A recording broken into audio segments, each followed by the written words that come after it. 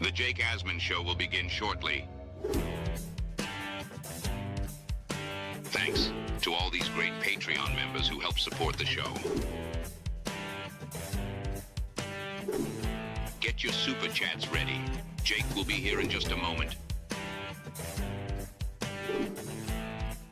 If you love the New York Jets, this is the place to be.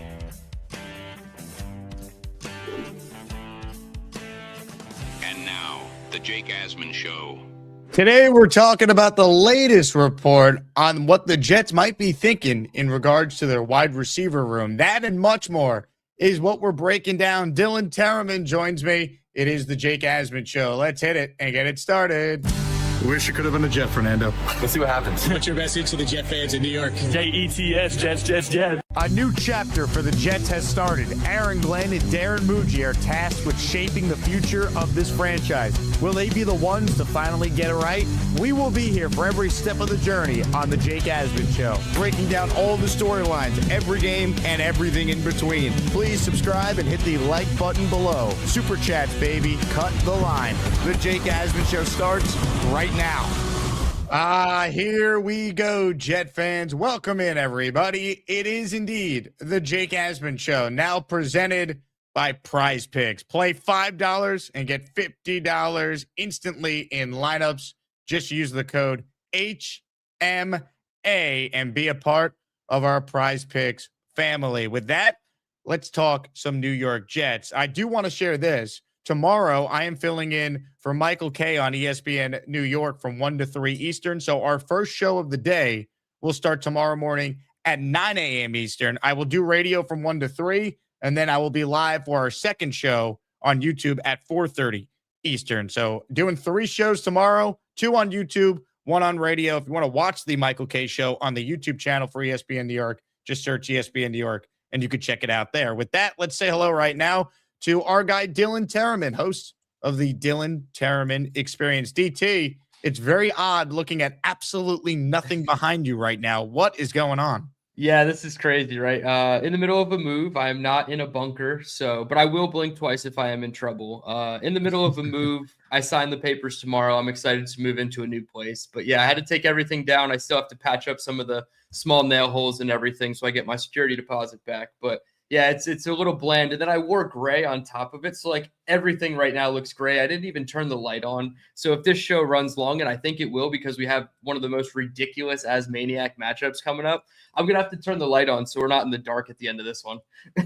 That matchup is the number 1 seed in the extraordinary region and the number 9 seed, Amanda Madison against Gary 3D Boxing. So voting for that will get underway in a little bit. I also want to share with people we have an awesome raffle prize. End of our show, we're going to raffle away a signed Wayne Corbett helmet for anyone who wants to enter. And I also want to plug our draft party, RSVP. If you're coming, free event, free draft party in Pittsburgh at McFadden's. Can't wait to interact with so many Jet fans, so many Asmaniacs making the trip to watch the New York Jets. Hopefully, DT, get it right with their picks at 2 and 16. Before we even dive into some comments that Rich Cimini made on the Jets collective to myself and Brandon Tierney last night, what were your thoughts, big picture thoughts on Glenn and Muji speaking at the league meetings? What to you was the biggest takeaway, Geno Smith leading them to the promised land aside that stuck out to you?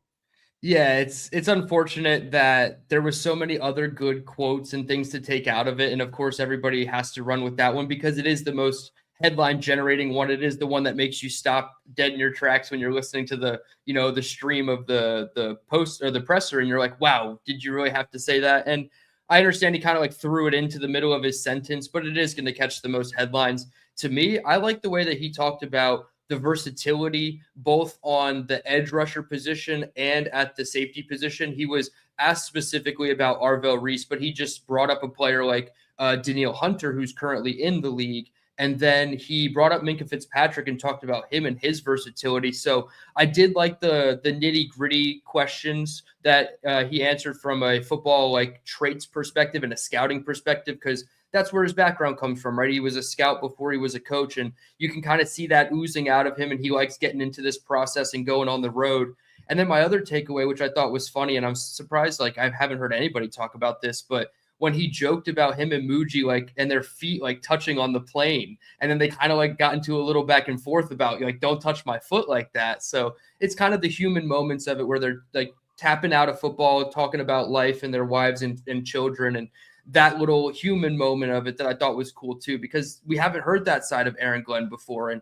And that was one of the things that we kind of kill him about, is how he conducts himself at the podium in front of the media. And it kind of felt like a peeled back, more laid back kind of guy. And his shirt was a little unbuttoned. It was a nice little, dress shirt. So it was a different AG.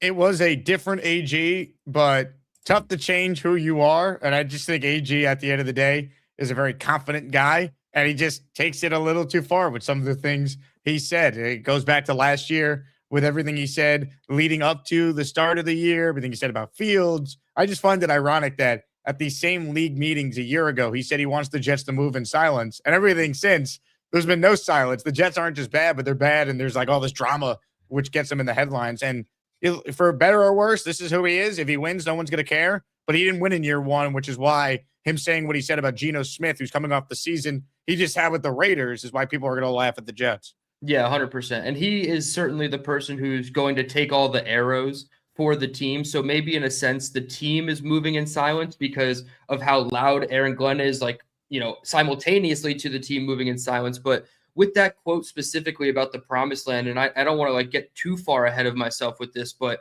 it kind of puts a little bit of a higher expectation on Geno. And there's a lot of people that already don't like Geno. And Aaron Glenn acknowledged that in this fan base that didn't like how it ended with Geno the first time. They didn't really want him back. And however you feel about him, like, it's kind of a new Geno, but I feel like it puts a little bit of a target on his back of like expectations now. And if he isn't, Seattle Geno and he's more towards Vegas Geno, maybe like the fan base is going to revolt in the same way that we were all up in arms trying to like play Brady Cook over Justin Fields. So it's going to be interesting to see how it works. And maybe Geno handles that pressure a little bit differently than a Justin Fields would, but it does put more of a target on Geno's back as well as Aaron Glenn, who's already backs up against the wall and he has to just either talk his way out of it or win his way out of it. And right now, he can't win any games right now. So that's all that's going to matter. Like, I even was like joking in my head as I'm listening to the presser. I'm like, he could say I'm the best Jets YouTuber in the world. I still want him to win games. Like, I don't care. Like, I want him to win games to prove to me that he's a good coach. And you hear all the scouting stuff and all the positives about it, but you just got to go win games, man. And then I really don't care what happens after that. Like, I just feel like he's the guy that's going to lead us to the promised land. It's been quite the offseason for Aaron Glenn. We have that. We have this. Play call is my superpower, really. And then we also had this. So Daniel Jeremiah's top 50 prospects as Aaron Glenn looks on for the Jets. Christ, superpower sleeping. Aaron, wake up! Fernando Mendoza 1. Jeremiah Love, who we'll also see on Saturday here on NFL Network. Life is a Jet fan. The last one's the best one. It's the jump up, go from like eyes completely closed to now wide open. Like, that's the classic. I just fell asleep in third period English class, and I know it. And like for the Jets to try and tell people tell the beat to, hey, he wasn't sleeping. It's stop it, man. Just laugh at yourself. Yeah. I defended Aaron Glenn for that. I'm like, it's boring. Guys running in a straight line. He dozed off. We've all been there. Come on Hopefully when they win a game at some point this year, they'll reverse the meme and do like a reverse Uno card and like use Aaron Glenn sleeping as like sleeping on the opponent or whatever. They got to turn it back on themselves and like joke with it at some point, because right now, you can't cover it up and like go 10 toes down that he was not sleeping when, come on, man, he was sleeping. Hit the like button. Make sure if you haven't subscribed to my channel that you do so. My goal is to get to 45,000 subscribers before the draft. We're at 44,875. I believe we could do it. We got 3 weeks till the draft, and I know this Asmaniac community is fired up to talk all things Jets. Let me shout out a couple channel members who entered themselves in the Asmaniac raffle for the Wayne Corbett helmet. Michael Greco in for one. Phantom green and white in for one. Derek, the Kansas Jet fan, in for one. Let's go. Hit the Jet chant, because we got people that are ready to try and win themselves a Wayne Corbett autograph helmet.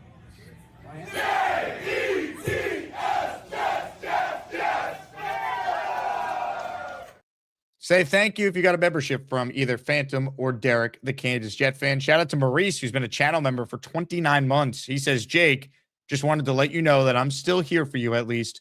Go Jets. Well, I appreciate that, Maurice. I know a lot of Jet fans just stopped following the team by the end of last year. And like you really only have like the true diehards who are locked into like daily Jets programming 3 weeks out from the draft. Because now that we're past that first wave of free agency, we've had the league meetings. You're really just talking about the diehard Jet fans who are living and dying with every report, every rumor, because the casual fans are just like, let me know who they draft is what it is. Yeah. They take Ty Simpson. Maybe I'll be locked into OTAs again. Yeah. Now, within this first 12 months of having my channel, starting it in mid-May, I didn't have a draft cycle before this. So like I'm kind of understanding when the ebbs and flows of people's interest is coming and going. And at the end of the regular season, Jake, obviously everybody knows in the content space, it was like next to nothing compared to what it was at the start of the season. But the week the season ended, the viewership just went right back up. And then it kind of dwindled a little bit, but the coaching stuff was keeping it interesting.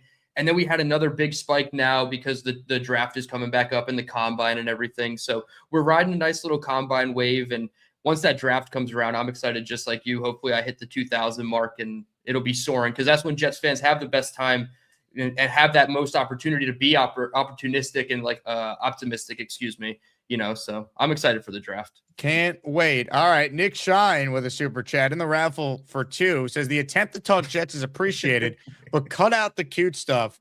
You know why we're here. We want the battle. Bring on the war of the sexes. Gary versus Amanda is coming up, but it's my job to talk Jets before then, baby. Yeah.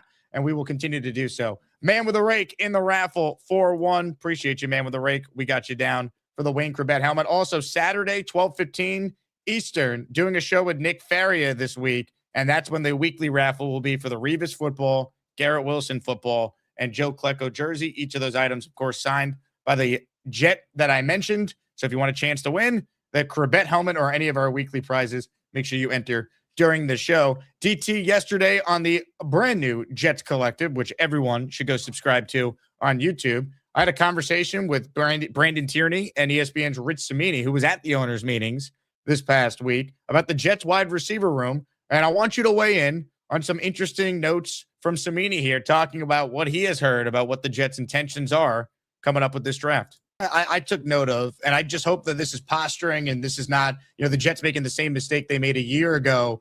Both Aaron Glenn and Darren Muji, when asked about the wide receiver room, said, we love the room. We're going to have Garrett coming back. We like A.D. Mitchell. And I'm sorry, Garrett's awesome, but A.D. Mitchell, I think he had, 24 catches in 8 games as a Jet. There's talent there. Maybe he's a number 3. Arian Smith was a nothing as a rookie. Isaiah Williams, maybe he can have a role in the room, but they desperately need a wide receiver. I know you wrote in your notes column on ESPN.com that don't rule out a trade for a veteran wide receiver. Did you learn anything in regards to the Jets' plans at wide receiver, either in a signing, trade, or, of course, the draft coming up in 3 weeks? Yeah, I think there is a level of posturing that is going on there. They absolutely will draft a wide receiver with one of those first 4 picks, maybe even 2. Who knows? Wow. They have to bring in a veteran. Even Arian Smith, I don't even consider him a veteran because he barely played last year. He's a really good gunner on special teams, but we need guys who can catch passes. They're really high on A.D. Mitchell. That's one of the things I came away with. Glenn is really eager to see what he can do with a full offseason in the program and, hitting the ground from day one. The guy's got vertical speed. We know that. He's like a 4.3 guy. He's a really good kid. He came out of the draft. He had that incident. He didn't interview well, but I think it was just a blip on the screen. He's a really good kid. He's a hard worker. And so they're really banking a lot on him. I think there's a trade. It has to be a possibility on draft weekend. Some names have been out there. We've talked about Brian Thomas. You got Dontavian Wick from Green Bay. I think he could be available. I do think they will make a lower level wide receiver trade. It's not going to be A.J. Brown or anything like that, but I think he's definitely looking to add in that room. Well, let me ask you this, Rich. Why not A.J. Brown? Why not at least make a cursory call and see how willing they are to move on? If he's that big a pain in the ass and he wants to get out, maybe you get him at 7. I know he's a hell of a player. Maybe you get him 80 cents on the dollar. Why not call up Philly? If you want to watch the rest of the conversation, go over to the Jets Collective for the full breakdown. But DT, I could answer that question very easily why no A.J. Brown. Because if you're that upset playing on the Super Bowl champion Eagles, how are you going to handle playing on the 4-win New York Jets, whose coaching staff is on fire and whose quarterback is going to be under intense scrutiny if he doesn't perform? That would be a terrible idea, because even if you could get him at a discounted rate, maybe it wouldn't cost you a 1 because he's a little older and, he's disgruntled, all that. The Jets and A.J. Brown, we could rule that out quickly before we get to the other notable stuff that Rich Cimini said there. That's going to play out about as beautifully as Hassan Reddick with the New York Jets. Yeah. He'll probably play more games, but they will need to wheel out a 4-shelf bookcase for A.J. Brown to read books on the sidelines with the Jets. If he's reading books with the Eagles and they're contending for Super Bowls year in and year out, and the Eagles certainly have their own dysfunction, but the Jets is a different level. So of the other names, there's plenty of guys that I like. Obviously, we've talked about BTJ a lot, but there's a lot of other guys on that list. I like Dontavian Wicks. I don't mind Rashad Bateman. He's a little too old for me. I would say he's third on my list, and then Quentin Johnston is fourth. But can I throw out a fifth name, a sneaky name? Troy Franklin or Marvin Mims from the Denver Broncos. Now that they have Jalen Waddle in-house and they have to pay him and they have Cortland Sutton, now you have Marvin Mims and Troy Franklin. So you're either going 4 deep with 2 small slot types, or you can shift one of them over to the Jets and get it day 3 pick, round 4 pick back in exchange. So I don't know. I kind of like Dontavian Wicks because he's a wide receiver 4. You know what he's getting. He's pretty explosive. He's a downfield player. He's kind of the mold of A.D. Mitchell, but not quite. He's not as explosive as A.D. Mitchell, in my opinion, but he's a good solid 4, whereas BTJ would be your 1B. And then Rashad Bateman's probably your 3, maybe, because he's kind of getting up there in age. He hasn't produced much because the Ravens just are not a prolific passing offense. And then Quentin Johnston, I don't know, man. I saw a meme a couple of years back. It's catch a pass or go to the moon, and it's Quentin Johnston in NASA gear. So, I don't know if I want Quentin Johnston a ton. I know he's gotten better over the years, but I don't know. Just keep him there because he's probably going to come with a price tag similar to BTJ being a former first-round pick. And I don't think the juice is worth the squeeze there if I can get a guy like BTJ. And if not, I'm going for, like Rich said, a lower level day 3 pick trade. We're trading a 5th round pick for Dontavian Wicks. I'm cool with that. And then you still draft one in the high end of the round. Could be 44, right? We could wait till 44, see how the board falls and possibly get a guy, but it doesn't have to be forced at 16, but they got to figure it out. And to the point of people saying, well, what is he supposed to say with AG and the promised land quote, which I don't agree with? What are they supposed to say in terms of the wide receiver room as it's currently constructed? They can't say anything other than they like it. They're the ones that constructed it. So it's kind of a catch-22 because we know they're going to take a wide receiver. It just we don't know at what point. I think that's fair. BTJ, would you be willing to trade pick 44 straight up for that player? Cimini said he would not. BT and I both said we would. I would. I wish that we could get a 5th round pick back, but again, we're asking for, a throw-in kind of dart throw pick at the end of the day. But I think that would be my firm max is 44 for BTJ. I still think you could get a little bit something back, like a 6th rounder even. But yeah, I would go 44 straight up for BTJ. You're not getting a wide receiver like that at 44 or probably 33. So if you can't get one at 16, I don't think even Omar Cooper is BTJ. I would have to say it's Tyson, Lemon, and Tate, and only those 3 in this class that are better than Brian Thomas, in my opinion. Plus, you've seen it at the NFL level. You've only seen it at the college level with these guys. So, yeah, down year for BTJ is probably what those guys are going to give you in their rookie year. But BTJ in his 3rd NFL season, he could probably go back over 1,100 yards. Look, the concern with BTJ is why is a guy who is as good as he was as a rookie available? Rich had some good nuggets that he heard from people with the Jaguars, that he was afraid to go over the middle, that It was a problem. But all right, you know what? Just find a way to not have him go over the middle as much with the Jets. Have you seen the Jets' history of drafting 2nd-round receivers? We don't need another Stephen Hill, a Devin Smith, and Elijah Moore. I can keep going, but every Jet fan gets the point. So I'm willing to do it. I would take a chance on him. Maybe he just needs to change the scenery, and I think it'd be worth it. If you don't trade for him, though, then I think at this point, DT, the 16th overall pick in this draft, it has to be a receiver. I get waiting to 33 or 44, but man, they really need an impact player at that position. And the odds of the Jets hitting on that guy, they go down in 33 and 44 compared to 16. They just do. Yeah, and it makes me nervous because I have like a rough top 7 of wide receivers, and it's Lemon, Tate, Tyson, a bit of a tier break, Omar Cooper kind of floating in the B tier by himself, and then C tier would be Concepcion, Bernard, Boston, and then I think there's a 7th one. I can't do math, but at one point or another, you have to decide at 16, is it worth it or not? I don't know if, to me, Omar Cooper, like I would take Ty Simpson over Omar Cooper if they were the 2 best options available at 16, whereas Jordan Tyson I would take over Ty Simpson. So that's kind of the line for me is Omar Cooper. I'm not as high on him as everybody else, but I understand what he can do.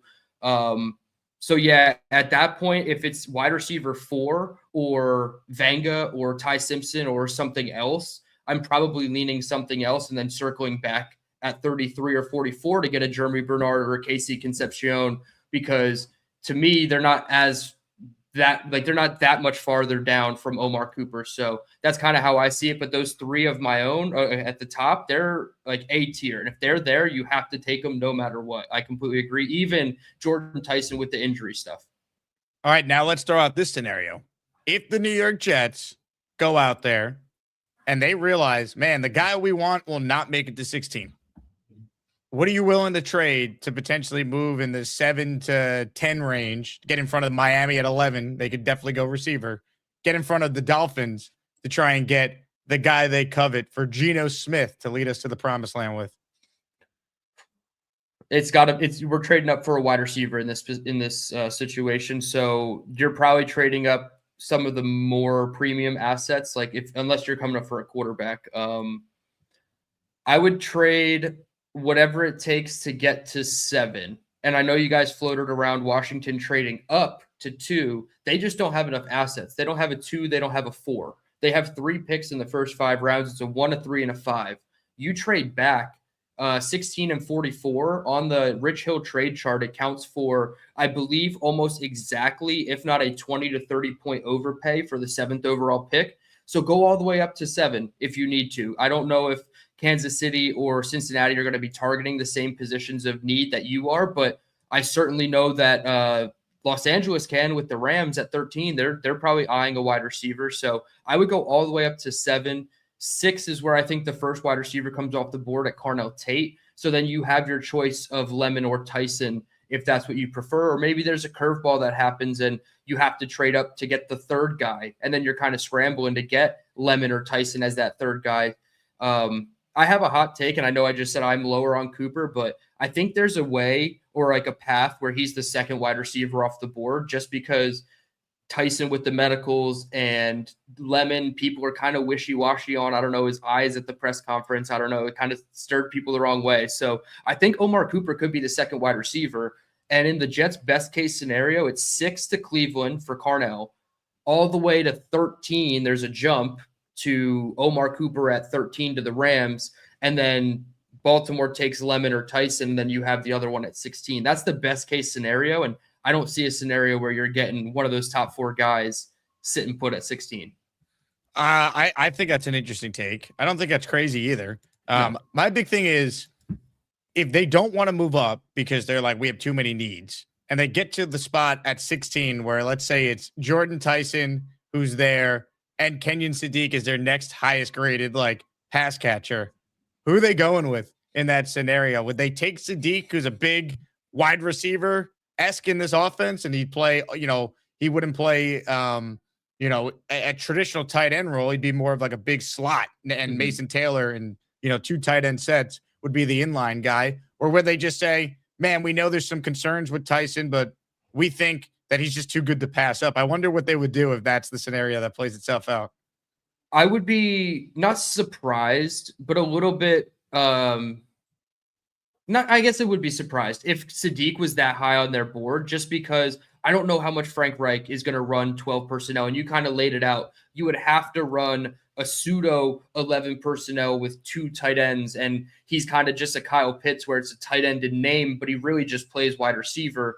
And when you go to your 12, like your true wing sets where it's 2 tight ends attached to the line of scrimmage, maybe you bring on Jeremy Ruckert for that role. Not saying Kenyon Sadiq can't do it, but yeah, big slot is probably the role you would have to play him in. If I'm remembering the Frank Reich offense correctly, it's like 78% 11 personnel. So he doesn't like the 2 tight end sets, whereas Engstrand had a lot more 2 tight end sets to begin the season, right? That was their bread and butter, was 12 personnel going under center, trying to run the ball. So it is going to be a difference in schematic opinion, but I still lean Jordan Tyson because I think his upside with Tyson, if he stays healthy, and I know you brought up the example of JSN with the hamstrings, right? Like he had those concerns and then they kind of went away because he stayed healthy in the NFL. There's other injuries with Jordan Tyson, but I would still lean the wide receiver, but you get very exotic with those Kenyon Sadiq, Mason Taylor packages for sure.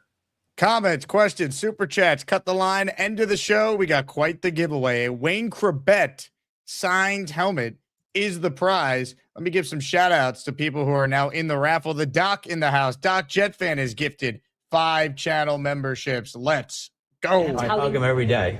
I hug him every day. We're giving Doc a Woody Johnson hug. Doc in the raffle for 5. Brian Morales in the raffle for 2 with this super chat. What's after Die Hard? That's where I'm at. Love this team so much. We deserve better. Best fan base in sports. And there's not a worse return on your investment than being a Jet fan in sports. It's just not. It's the worst.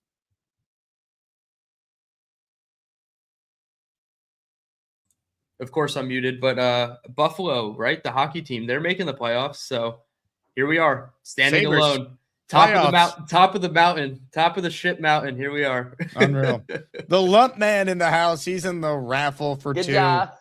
Jake, put me in for 2 more. I want to be the first to win a tournament game and win a prize on the same show, and then the first to lose in the tournament and win a prize on the same show. Well, Luppy, you're a great sport about it. You ran into a buzzsaw this morning. The big fella defeated the Lump Man in the 2-versus-7 battle in the Dangerous Alliance region. Here's a look at the latest bracket. We're going to get voting underway shortly here for the highly anticipated Gary 3D Boxing versus Amanda Madison showdown. But here's your look at the Sweet 16 for the Dangerous Alliance. It's officially set.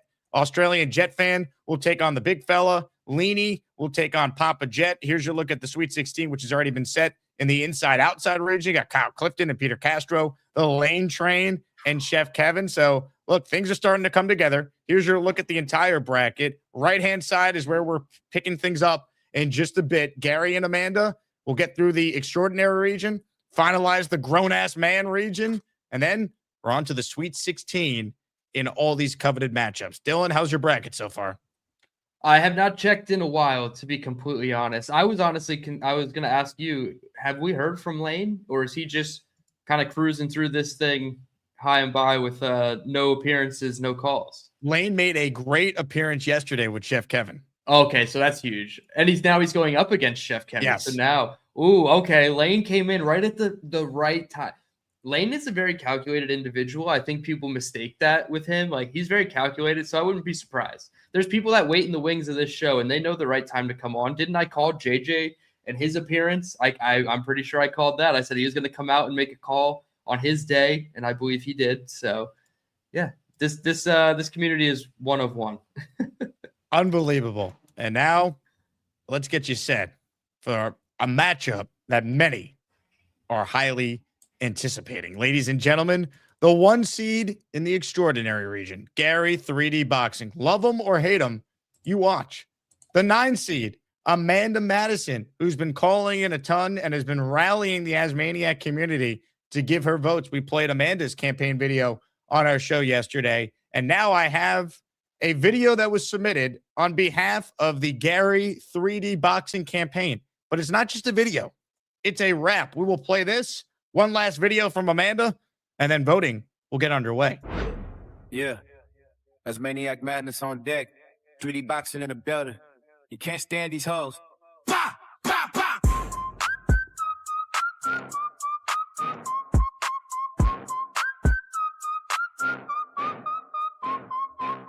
Vote for gear, he don't play. Bop, bop, bop. Texas raised, bring the pain, that's a fact. Sim wave rising, yeah, they all in the pack. Talking about these hoes, man, he ain't with that. Bop, bop. Vote for Gary, he the truth, no cap. Carnivore king, got the steak on the rack. These hoes in the mix, trying to throw him off track. But Gary swing hard, push him all back. Bop, bop. Out in Texas where the real ones roam. Gary in a ring, yeah, he built like stone. These hoes in his ear, now they flooding his phone. Tryna flip the boat, but he holding his own. He like, nah. I see through the game. These hoes switch sides every day for fame. Sim squad chain, yeah, they all sound the same. Till Gary throw a punch, now they ducking the flame. 3D vision, yeah, peep every move. These hoes talk loud, but got nothing to prove. One clean hit, now they changing the groove. Bop, bop, bop, now they out of the groove. But for Gary, he don't play. Bop, bop, bop. Texas rays bringing pain, that's a fact. Synth wave rising, yeah, they all in effect. Talking about these hoes, man, he ain't with that. Bop, bop. Gonna avoid die, yeah, feast on stakes. These hoes in the comments trying to stir fake takes. Keyboard warriors really pressing that hate, but Gary stepped in, now they sealing they fate. These hoes get loud when the pressure get hot, and they vanish real quick when the truth come by. Gary stand tall, never fold, never lie, throw a combo. Bop, bop. Watch the whole wave down, racket going crazy, it's a war out here. These hoes bandwagon switching sides out of fear, but Gary bring the ends make it all crystal clear. Now they real quiet when the champ draw near.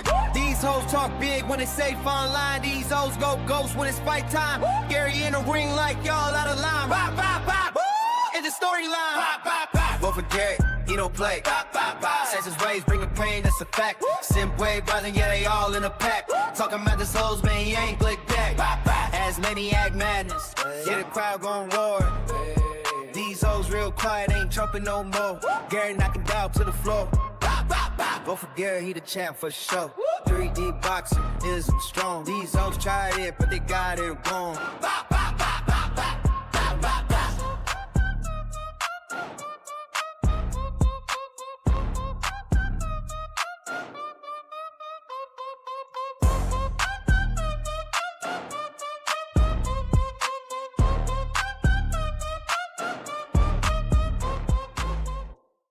Ladies and gentlemen, I don't know what that was, but that was the video that Gary's team sent in. And now a message from the Amanda Madison campaign.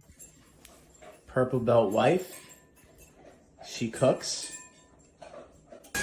Purple belt wife. She cleans. PBW votes for Amanda. I can't wait for Gary to lose to a female. There you go, folks. Ladies and gentlemen, you've heard from both candidates. It's time to now vote. Voting for Asmaniac Madness is underway.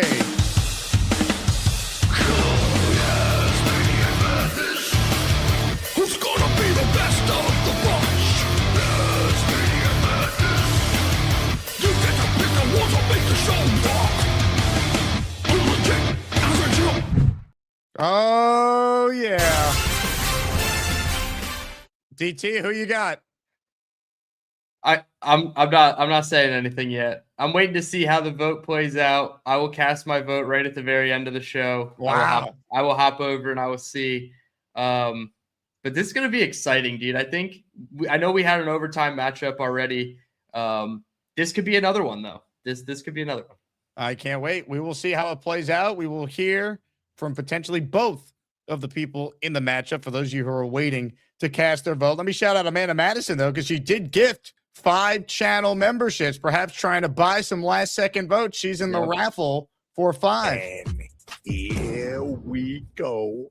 Let's go. Let's go. Oh, baby. We're going to get to your calls as well coming up, so stick around for that. Super chat from Mace B. Seems inevitable that the Super Bowl will be played internationally as the NFL is pushing for more games outside the USA. Europe, most likely by 2040. Wembley or Munich. I mean, I guess at some point the Super Bowl could be outside the U.S. I would hate that, but I don't know. I mean, I guess England would probably get it first. That's where they started playing all these international games in the first place. Yeah, we knew eventually it was going to get a little out of control with the different countries and places that they're going to play. Maybe the Super Bowl does get there. I wouldn't be terribly surprised. I wonder, they would probably do it on like a year-by-year basis if I had to assume. And if it doesn't work out the first year, they probably won't go back there for a while until they figure it all out. But they certainly are catering to like European fans and things like that. So they're trying to get as many eyes on the sport, and I understand it. But it would stink to have the Super Bowl not here. But maybe that's a nice trip for you out of the country, Jake. No, yeah. Radio Row, live from somewhere in France. Who knows? I was going to say Paris. Yeah. This is from Phil. He sent me a Venmo saying Amanda needs to go down hard. So, Phil, you're in the raffle for 4. I appreciate the Venmo. This is a strong contribution from Phil. Let's see. We have this from Sean, who writes in, I can't wait for this fan base to overreact to them, waiting till day 3 to draft a wide receiver and then signing/trading a day 3 pick for a vet. Well, that might not be enough unless you tell me which vet they're doing that with. You know, like they need a legitimate number 2 wide receiver next to Garrett Wilson. I like A.D. Mitchell, and it's cool that the Jets like him. He caught 24 passes last year. They need someone more proven in that room.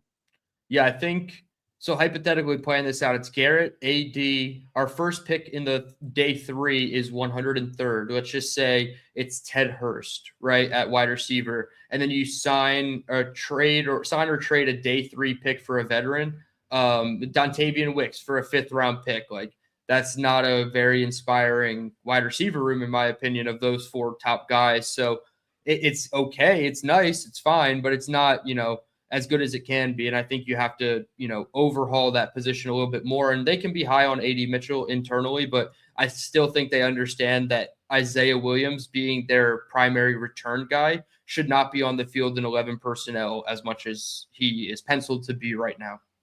Indy Jets checks in. Love y'all. The rumor of Glenn on the hot seat. What stops him and Muji from using 2027 assets in the 2026 draft to get extra? I see them using first from 2027. Get extra what, Indy? You're just saying in general, use that to move up? Well, this is where I think Darren Muji and Aaron Glenn potentially are on the same timeline, because I don't think Muji's willing to just sacrifice the future to save Glenn. That's not how the Jets have operated with any of their moves they've made this offseason. No, and I don't even know if AG is willing to ship off some of those assets right away. It depends. Like, what are you coming up for? How far are you coming up? Like, if you're just kind of going up 8 spots in a round, I don't know if it costs anything. Now, just maybe not a 1st round pick I could see them using, but they might use a 2nd or a 3rd, maybe, just to try to like if hypothetically that question you asked me before about moving up for a player who falls or a wide receiver at like 7, if it costs instead of 44, it costs 16, 103, and next year's 3rd. I'm doing that over 16 and 44. You know what I mean? So, like, I can see that, but maybe not a 1st round pick. You want to hold on to your 1st round picks.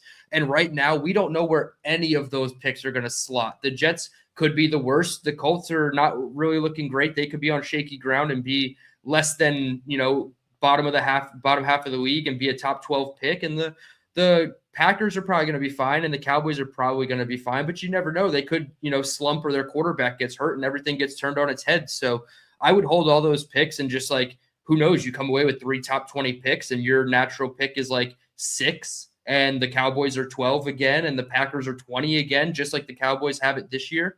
And I would be pretty cool with that. Comments, questions, super chats, cut the line. We'll get to your calls coming up. We're brought to you today by IndaCloud. DT, I know you're going to love this because IndaCloud, it's awesome. DT is all about it. Believe me, I've hung out with Dylan. I know he's all about it. If you want to know what IndaCloud is, it is a legal online cannabis dispensary with gummies, premium flower, pre-rolls, and my favorite, the zero sugar THC soda. And I'll tell you this, after a long day of talking Jets and dealing with all the craziness that is being a Jet fan, I need one of these sodas at night to help me reset. No alcohol, no sluggish feeling, just a smooth way to unwind and stay sharp. Everything lab tested. It is federally legal hemp THC, and it ships discreetly right to your door. So if you're 21 or older, listen up, get 35% off your first order with free shipping on orders over $50 at indacloud.co when you use my code ASMAN. That's indacloud.co, code ASMAN, 35% off and free shipping over $50. Again, indacloud.co, code ASMAN. And don't forget to fill out the quick survey after checking out to support the show. Enjoy responsibly, and shout out to IndaCloud for sponsoring the Jake Asman Show. Comments, questions, super chats, they will cut the line. I just looked at the poll for the first time since we opened up voting, and this matchup is certainly living up to the hype. Gary up 52-48. It is tight. Tight. Wow. Oh man. And when they call in and like actually start campaigning for themselves, it's one way or the other, Jake. They usually gain a lot of votes or they gain a lot of votes for their opposition. So it could go one of two ways. I'll be really interested to see. I have a feeling we'll hear from both of them on the episode. So this is gonna be interesting. 52-48. That's pretty crazy. That is tight. And we've had a lot of really close battles in this tournament the last few days. Doc Jet fan with a super chat. He says, curious, DT, what do you see in Omari Cooper to grade him above Denzel Boston? I don't know if that's just YouTube's what is that? Their autocorrect feature. Everybody keeps calling him Amari Cooper on YouTube, and it's Omar Cooper, which is fine completely. But to me, I just gravitate more towards players who are shiftier slot players that can also play on the boundary. He also gives you a little bit of special teams upside. He can win from the slot. I guess I'll talk about Boston a little bit specifically. He beats press very well, and I like him on the boundary. I just don't covet that skill set, and I don't know if the Jets need that necessarily as high as 16. So if I'm deciding between a pick at 16, it's Omar Cooper Jr. But to me, it's more about the change of direction, agility, burst separation, things of that nature than more of like the win off the line of scrimmage, contested catch types of Denzel Boston. So Boston's actually my 7. And Omar Cooper is my 4. And then I have Bernard as my 5 and KC as my 6. I had to just go recheck. So you can kind of see I have a preference there. And Mekhi Lemon is my number 1. So that would give you the biggest indicator probably that I like, the 6'1" to 5'11", 200-pound guys more so than the 6'3" boundary guys all the time. And I think AD can, do that role well. Whereas if you get a guy like Bernard or Cooper, you can interchange him and Garrett on the slot and the Z, and then you have AD as your X on the other side, even though he's not your prototypical X. Comments, questions, super chats, cut the line. Reminder, Wayne Corbett sign helmet is the raffle prize at the end of the show. Make sure you vote in Asmaniac Madness. If you're just joining us, ladies and gentlemen, are you ready to hear from one of the people in the battle in Asmaniac Madness? We say hello to the number 1 seed in the extraordinary region.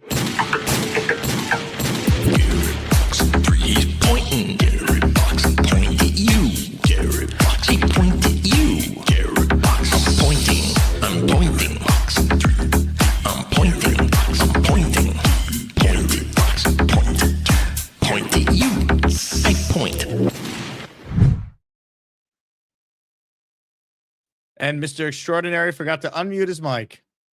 Well, I got it right yesterday. I said it's 50-50. It's a coin toss. I got it right yesterday. I can't be expected to get it right 2 days. Just like your matchup right now. I just checked the poll. It's 50-50 as you called in. Oh, my goodness. There you go.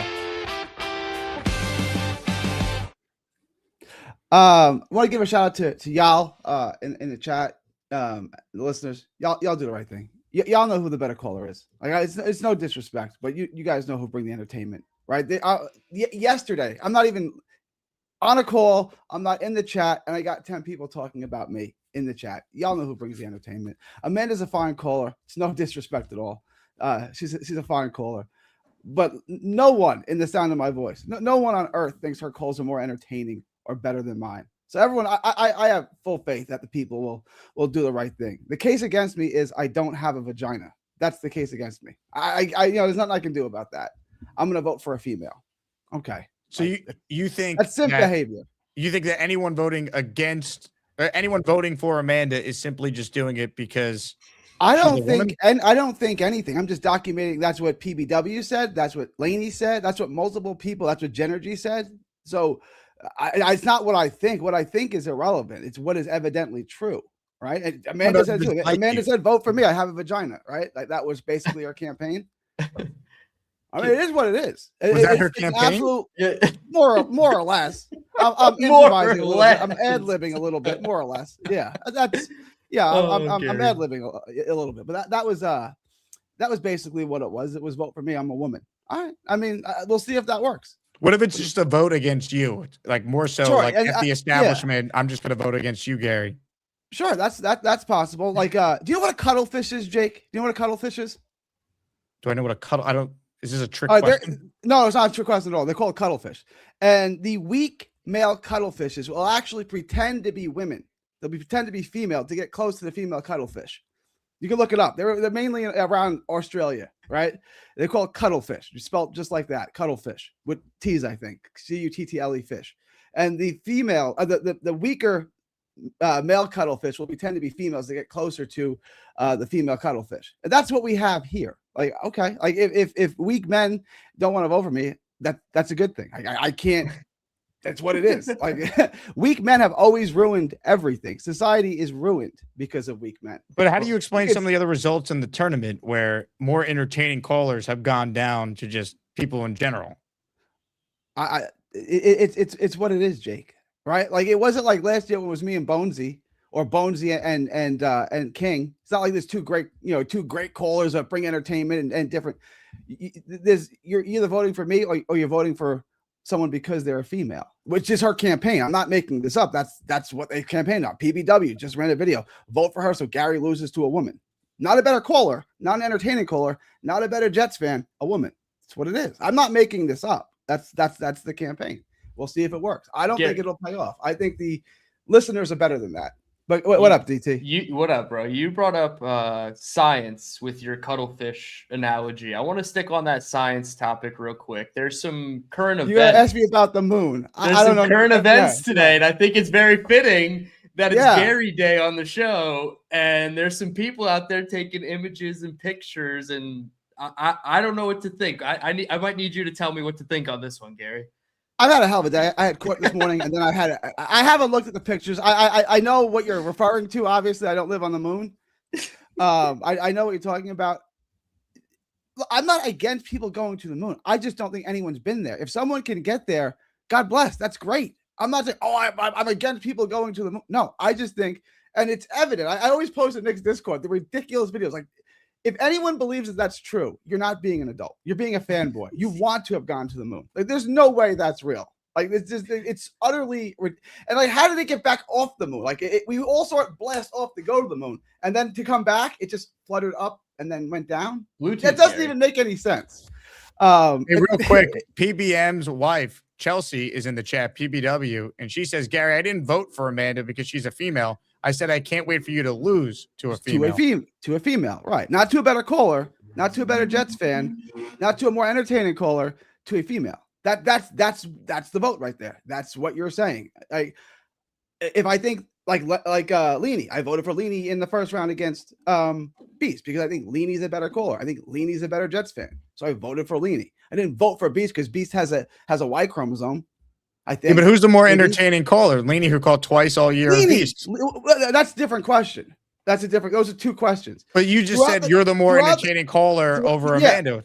Leany's the more entertaining. I don't know what the hell Beast is talking about. You're more entertained when Leany calls in than Beast. Leany called in twice over the last year. But her individual calls are far better than Beast. Far better. I don't know what Beast calls are about. I love Leany. I don't understand. But if your argument's entertainment, you can't deny the entertainment value that Beast has brought to the show. I don't under. Okay. You look entertained here. Right.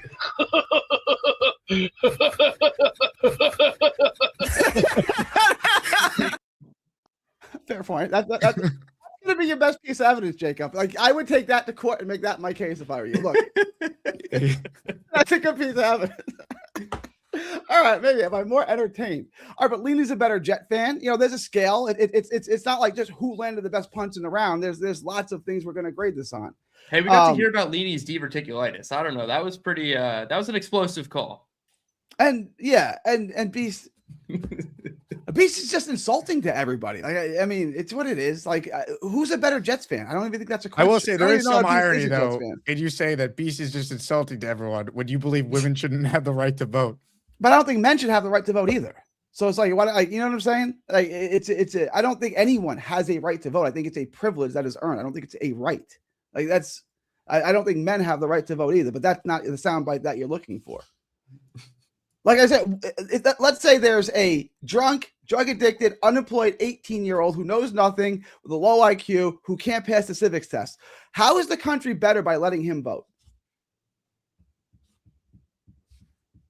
The answer is, of course, it's not, right? But that's the system that we have. He would be allowed to vote, and his vote would cancel out that of a smart, productive person. It's a bad system. That's all I'm saying. It's a bad system. Super chat from Mike D's Nuts, who says Gary just getting ahead of it if he loses. I lost to what's his name? I lost to Bonesy last year, and outside of demanding a recount, I said, okay, it's fine. He wins. Bonesy won. I don't get upset. Stop the steal. That's it. Just keep counting until I have more votes, and then stop counting. Yeah. Big Country writes in, I voted for Amanda because she pays taxes. So you not paying taxes, maybe that has something to do with why people are voting against you as well, not just because you're facing a woman. No. If Amanda had a penis, they wouldn't be voting for her. We all know that. So based on this, you believe that you're going to win every round in Asmaniac Madness? I'm not saying anything. It's up to them. I've made my calls. I've done my work. Now it's just in the chat's hands. It's out of my hands, Jake. You can only control one thing in life: how you react to things. Everything other than that is out of your hands, out of your control. It's up to them now. And Banks writes in, if men and women shouldn't vote, who's left? Pets? See, that's not what I said. This is the low IQ I'm talking. I didn't say shouldn't vote. I said have the right to vote. Have the right to do something means that it's implied naturally at birth, right? No, I think it's something you have to earn. Like you don't have a right to $1 million. That doesn't mean anyone can't get $1 million. Someone could get $1 million. Lots of people do, but you don't have a right to it. Mike says, if Amanda was a man, this would be 80-20. Yeah, of course it would be. Is Mike, are you saying it'd be 80-20 in favor of Amanda? Or no, of course he's not saying that. I'm asking for the clarification. I don't want to assume. Bobby did a whole song and dance for you. You think if it was a man? You think if I played Thunder Lips in the next round, or if I played Bridget in the next round, Bobby's going to do a whole song and dance for the next guy? I think he might. Bobby Midnight's a very friendly guy. He probably will not. Yeah, he probably will not. It's all very right. Interesting. It's all good. Well, I'll tell you what, Gary, it was 50-50 when your call started. You gained the point. So, stick with us and we'll see how this one plays out. All right. I appreciate you. Is Amanda on the line? She is not. She said that she just wrote in the chat that she's still at work. All right. Shout out to Amanda. Best of luck to you. Ladies and gentlemen, Gary 3D Boxing. Extraordinary. Extraordinary. That's extraordinary. That's extraordinary. That's extraordinary. That's extraordinary. It's quite extraordinary. Quite extraordinary. You know, women shouldn't vote. Just do laundry and vacuum. Extraordinary. Ladies and gentlemen, a super chat from Leon. Name one good football or Jets point Amanda's made in the last 7 months. You can't. Who does she want in round 4 of the draft? Well, she called in the other day and talked about taking Arvell Reese at 2. I don't know who she wants in round 4, though. I don't think anyone has asked her that on the show. I don't know. I mean, I'm not going to just make this a male versus female specific question, which I think Leon's leaning into, but I think there's a lot of people who don't know who they want in round 4 that are in this tournament. Team Curry says, thoughts on potentially trading for Baker Mayfield next year. Hashtag vote Gary, hashtag Tassie, JADT, favorite tandem. I don't know why Baker Mayfield would be available. So if he is, I'll worry about that a year from now when the Jets are equipped with all these picks to be in that conversation if they want to be. Yeah, well, that's part of it, right? This offseason, the early, hot takes were Joe Burrow or Lamar Jackson or whoever it was, and the Jets were always going to be linked to those guys, even if there was no chance of getting those guys. So, yeah, any quarterback that comes available before they finish spending those 2027 first-round picks is going to be in the conversation. And if that's Baker Mayfield, so what? I think Baker Mayfield's a fine quarterback. We watched him play in Tampa Bay up close and personal as we were melting in Raymond James. But yeah, I mean, Baker's a fine option, but any of those quarterbacks that becomes available, we have no idea what happens a year from now and who's going to be on the block for us to possibly trade for. Ladies and gentlemen, let's get to more of your calls, shall we? Let's say hello right now to Thunderlips, who joins us. Hello, Thunderlips. Greetings. What's going on, fellas? What's up, man? Hey. Nice shirt. So I do have a question, Jake, before we get started. When we're backstage, is that real? Are you recording and you could hear us? I can't hear you, but I could see who's there. Okay. Because I can't tell you how many times I've pissed, like, while I was in backstage knowing it wasn't going to come on. So it was just, I know the camera's up here, but I didn't want to, like, you just hear, like, a naked No, guy. I can't hear you. I don't think I want to hear you in that case. I'm not doing that anymore. I'll tell you that much. Anyway, so, Gary said earlier today, and, he's got a point. People are either going to vote for you or not. They like you or not. So my wife has not voted this whole time, besides voting for me, of course. And she ran today to vote against Gary. And I asked her, I said, she's sitting right here smiling. If Gary was going up against anybody else, would you vote against him? And she's like, yes, I'd vote against him. So I said, so you're not voting for Amanda, you're voting against Gary. And then she said, no, I like Amanda. I like her little microphone and when she whispers and stuff like that. But she backtracked. She got a hamstring strain. If it was Gary's world, I think he would win because our households are divided. So if it was only one vote per household, right, my vote would count. So his percent would be higher. Let's see. Yeah. So, but joking aside, this is a joke. I love my wife. No one does laundry like her. No, it smells great. I can't do it like that. The shit stains would still be in the underwear and everything. Great job, So the kids or your underwear? The kids. I was giving you an easy out. Come on. All right, she knows. I've been married since 2002, bro. What am I gonna say? Yeah, so dude, when my brother was visiting, I was showing them clips and Gary was on, and my wife was just glued to the TV watching Gary talk, but with seething, with hatred. You know what I mean? I'm not going to go to the screen on this show to watch, anybody else. And Amanda's cool, man. Amanda's great. It's not against her. It's just what's the most entertaining, what brings the most to the show. You can't replace Gary. You could replace me, man. I'm replaceable, but Destiny's Child. Gary's irreplaceable, man.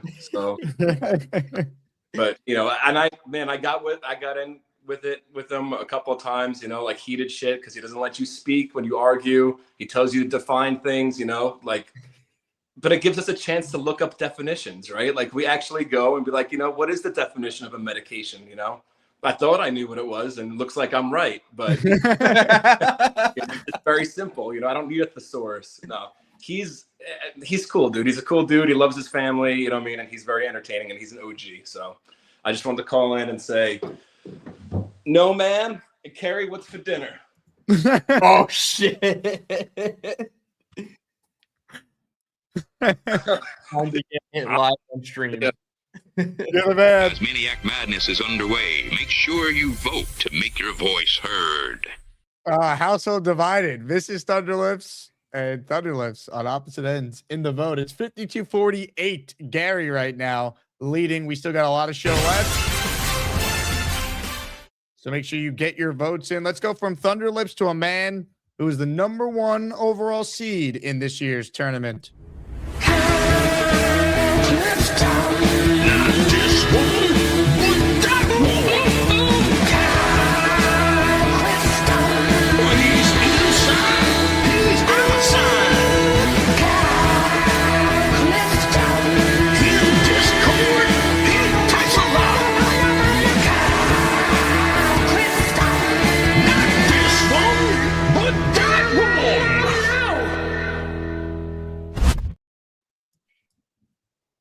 Hello, fellas. Hello, Kyle. What's up, Kyle? So, I know we all want to talk about the New Jersey Devils draft plans for this late spring on this show today. Yeah. But let's see if we can talk a little bit for a few minutes about Asmaniac Madness. I think that I probably would have voted for Gary if Amanda did not reach out to me. She came to me seeking an endorsement. I took that to mean my support. I wouldn't ask anyone else to vote for anyone I wouldn't vote for myself. I think she showed a lot of what our Spanish-speaking callers would call ganas or desire by trying to win this matchup, and it's been pretty obvious that she's very competitive and she's taking it very seriously, and that's to be lauded. She's come a long way from this shy kid.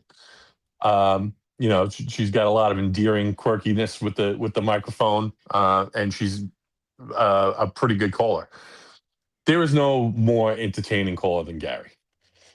I mean, that's just it's a matter of fact. But I don't think that this is purely about entertainment. It's about Jets things and who's the less irritating and who's quirky and who's funny and who's charming. And there's a lot of elements that go into it. That's what makes this kind of interesting, right? And on any given day, I think that any caller could hit the chat differently, right? Now, the original people are going to have an advantage because if you're here every day, you basically, have come to know them and love or hate them. So that can be an advantage or a disadvantage.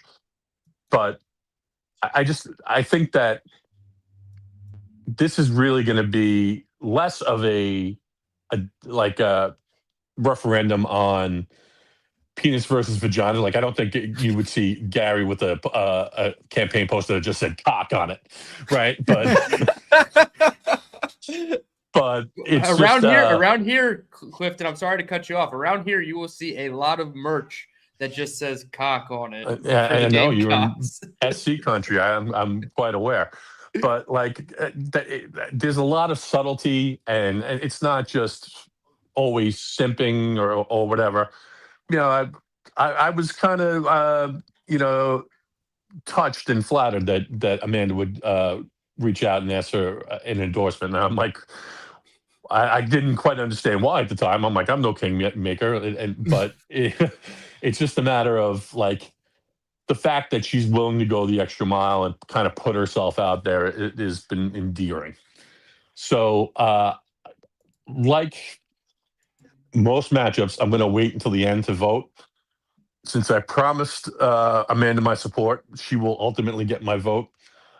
But that wouldn't preclude me from voting for Gary if he advances. It's not really a matter for me about the battle of the sexes. That's all I had. I'll talk to you guys soon.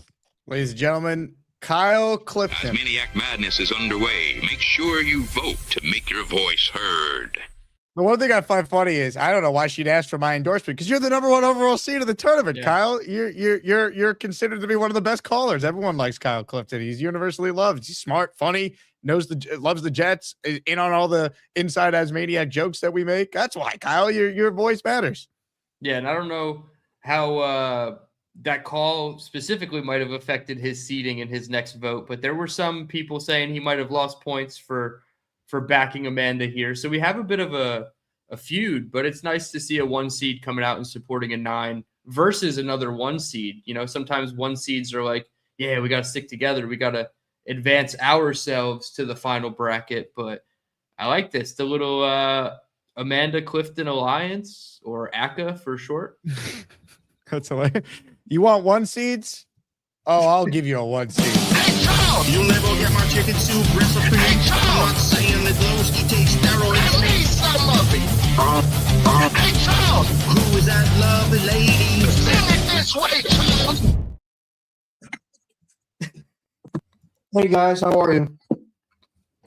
Good, Charles. How are you? Good. I see the race between Amanda and Gary 3D Boxing's tight as hell. 51-49, Charles. Your opinion could sway votes. All I can say is to whoever the best man or woman wins. That's all I'm going to say about that. Did you already cast your vote, Gorman? Of course I did. Did? Okay. I didn't know if you waited till the end or what your protocol was. I usually vote when I'm able, when I get the chance. I do that since I turned 18. When it came to. No, I meant in the I bracket. know what you meant, Dylan. I know what you meant. But, okay. I guess, when I see an opportunity to vote, regardless of whether it's Asmaniac Madness or political elections, I take the opportunity to vote. You like to exercise your right to vote? Yeah, and plus I always believe that voting is a form of free speech. Last time I checked, the #1 amendment of the U.S. Constitution here in the greatest country in the world, America, is freedom of speech, and voting is a form of freedom of speech. Now, who'd you vote for? that I will not say, that I would like to keep to myself and only to myself. I have a funny feeling you voted for Gary. Maybe I did. Maybe I did. Or did you? I have a sneaky suspicion on who he voted for as well, but we don't need to. We'll get it out of Gorman. We'll get it out of Gorman. I think he voted Amanda, but I was going to say he voted for Gary because then he'd go and be like, no, I didn't. But he actually held his ground there. Good job, Charles. Yeah. As for the whole Jets wide receiver situation, look, I'm one of those few Jets fans that are probably very high on him, on AD Mitchell, but I do agree he's more of a wide receiver 3 than a wide receiver 2. I think if the Jets decide to make AD Mitchell wide receiver 2 would be a big mistake.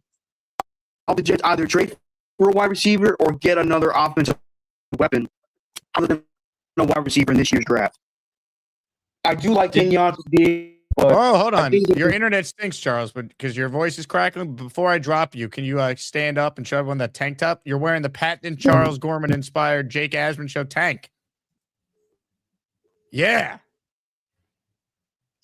I'll be right back. Hi, I'm Charles, and I'm going to talk about Spider-Man and movies and sports and video games and maybe hot chicks.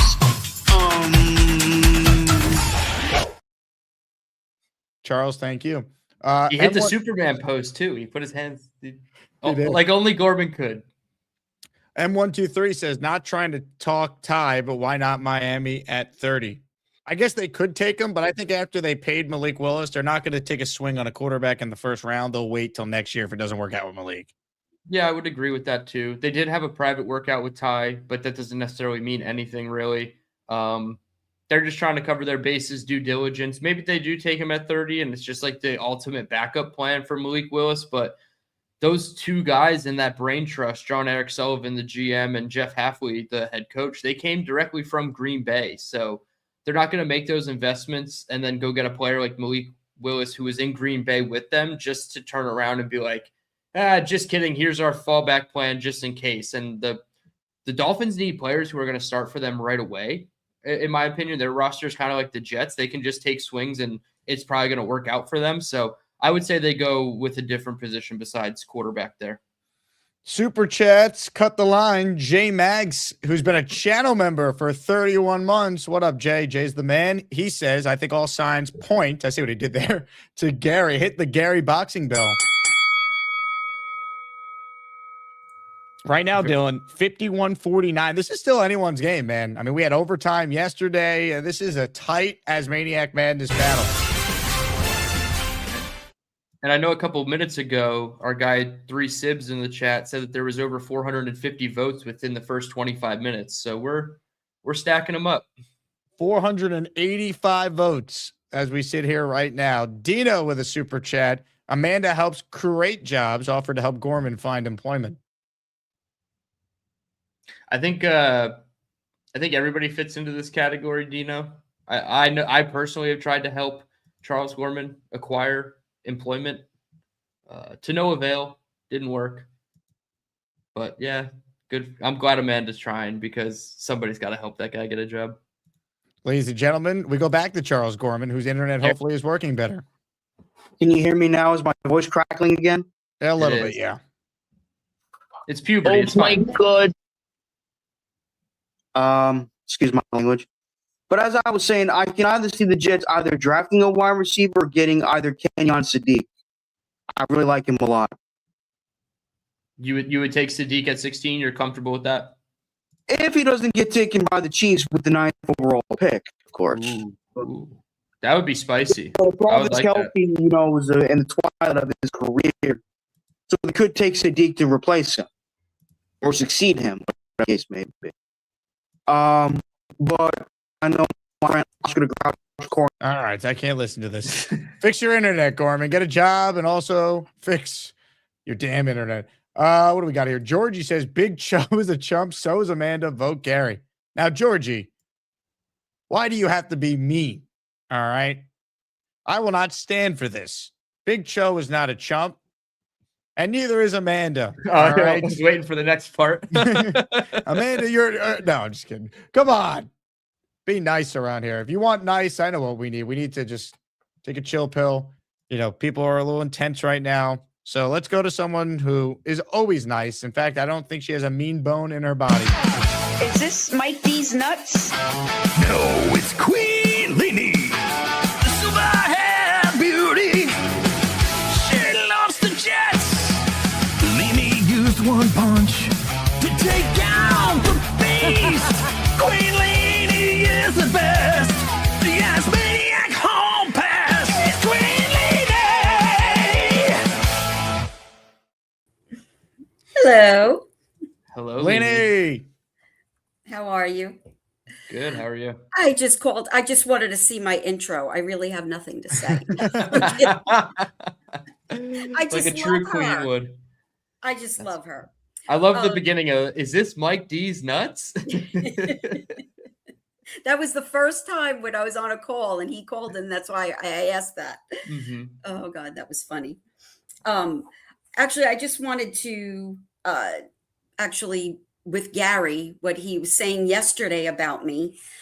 I wanted to talk to him and address it, but Jake, you were getting off the yesterday off the show because you had to do the new show with the three of you. So I don't know. I guess I thought, everything is fun and this and that. And I thought Gary was took something that I said personal and he came back at me. So I don't know. I hope everything's all right. I like Gary. I have nothing against him. And if I hurt his feelings, I'm sorry. But I don't know. He just seems, and then that whole thing with his song, I don't know. So I think he's mad at all the 4%ers. I don't know. He's anti-women, it appears, Lainey. But I feel bad. It has nothing against him. I like Gary. I think he's funny. Some of the things he says, especially with the women shouldn't vote. I'm sorry, that makes me mad. But other than that, chicken doesn't go with pasta, things like that. It's funny. But anyway, so I just wanted to tell him I'm sorry that if I said something that offended him, I didn't mean it. I know he said something that I said that Gary wouldn't vote for females or wouldn't vote for a woman. I don't remember writing that. I do remember saying in the chat, oh yeah, Gary thinks women shouldn't vote, things like that. But I don't know. So he has some beef with me and I just wanted to say I was sorry. And Amanda reached out to me too, just like Kyle said. And I'm like, sure. And the 4%ers, Genergy is gone, right? Raven's gone. Jay Graves is gone. And I was just like, yeah, let's keep a 4%er in also and go to the next round. And I thought too, Amanda's so cute and with her little microphone. I was going to say that too. And then Kyle Clifton said it before me, but I don't know. I felt bad. And I just wanted to tell Gary that if I said anything that offended him, I'm sorry. I just didn't want to have a beef with me. That's all. Well, the good news, Lainey, is in the Sweet 16, you're going up against Papa Jet. So there is the two nicest people in this tournament head to head. Oh, yeah. And, I'm sure Mr. Bonesy can't stand that because he thinks I'm boring. So I'm sure he won't even vote. There's some kind of Mr. Mrs. Claus vibes in that one with you and Papa Jet. But anyway, talking about the draft and everything, it's giving me agita. But anyway, I'm just going to give my 2 cents. Definitely, I don't know, Reese, Bailey, I have no idea which one they should go to. But I just want a player, please, football gods. Let the Jets pick a player that immediate impact. I want us watching the game, and then the commentators are talking about this guy. Then on Jake, on your show after the game, we're talking about this guy. Dylan, on yours, everybody is talking about this player that the Jets took at number 2. That's what I want. Just an impact player. Let's hope so. And then everybody else, we need so many holes. And usually I'm like, go for the player. You need the holes and, whatever. right now I'm thinking best player available because I don't know who. I really don't. Usually I think of people and then they're busts. So I'm just like, please, football gods, just pick the right players. And I'm hoping that they will do us proud next season. I don't know. I'm sad. But anyway, that's all I have. Whatever. Sorry, Bonesy. Yes, I'm not very entertaining. Leanie, you're awesome. I love you anyway, this is Bonesy. perfect. This is great. No, don't change a thing, Leanie. You're awesome. Asmaniac Madness is underway. Make sure you vote to make your voice heard. We love you, Leanie. More of your calls coming up. Raffle at the end for the Wayne Corbett helmet for those of you who tuned in late. But let me get to a couple super chats here. Mike Perez in the raffle for 2. Technically, the only reason Amanda called into the show was because of Gary. Don't agree with Gary's women takes, but when Gary talks, we all watch and listen. Look, there's no denying Gary is a 1 seed because of his calls over the year, whether you love him or hate him. It is kind of funny that Mike Perez brings it up. The only reason Amanda called into the show is because of Gary. So, like, did Gary pseudo create the monster that will then revolt against him? Like humans and robots? Like robots will eventually take over for humans? Like that's where we're going right now. WMW says, how much money do I need to send for an Amanda and B-State? Shout out to Gray and Jake. Is that Gary? I don't know why I even watched, though. I'm a 49ers fan. That's what I mean. We welcome all fan bases, unless you're a fan of an AFC East team that's not the Jets. But, yeah, I mean, welcome aboard, WM. Appreciate your contribution here. The problem with anything, forget just a date with Beast, you got to get him out of the attic. And no one has ever actually seen Beast in person that watches this show. Like, I've gotten videos from people running into V-Man on the street. I've gotten a video of Gorman. Like, I've had man on the street, things sent to me of encounters. But Beast is in Illinois, and no one has ever actually seen him in person. So the only way to get anyone to the attic would be to go there, because I'm not convinced Beast will ever leave the Global Studio headquarters. It would probably take more money to get Beast out of the attic than it would to get Amanda to go on the date with Beast in the first place. And I think that's saying something. Big fella writes in, Leanie, you have nothing to apologize for. This is supposed to be fun. Vote for whoever you want for whatever reason.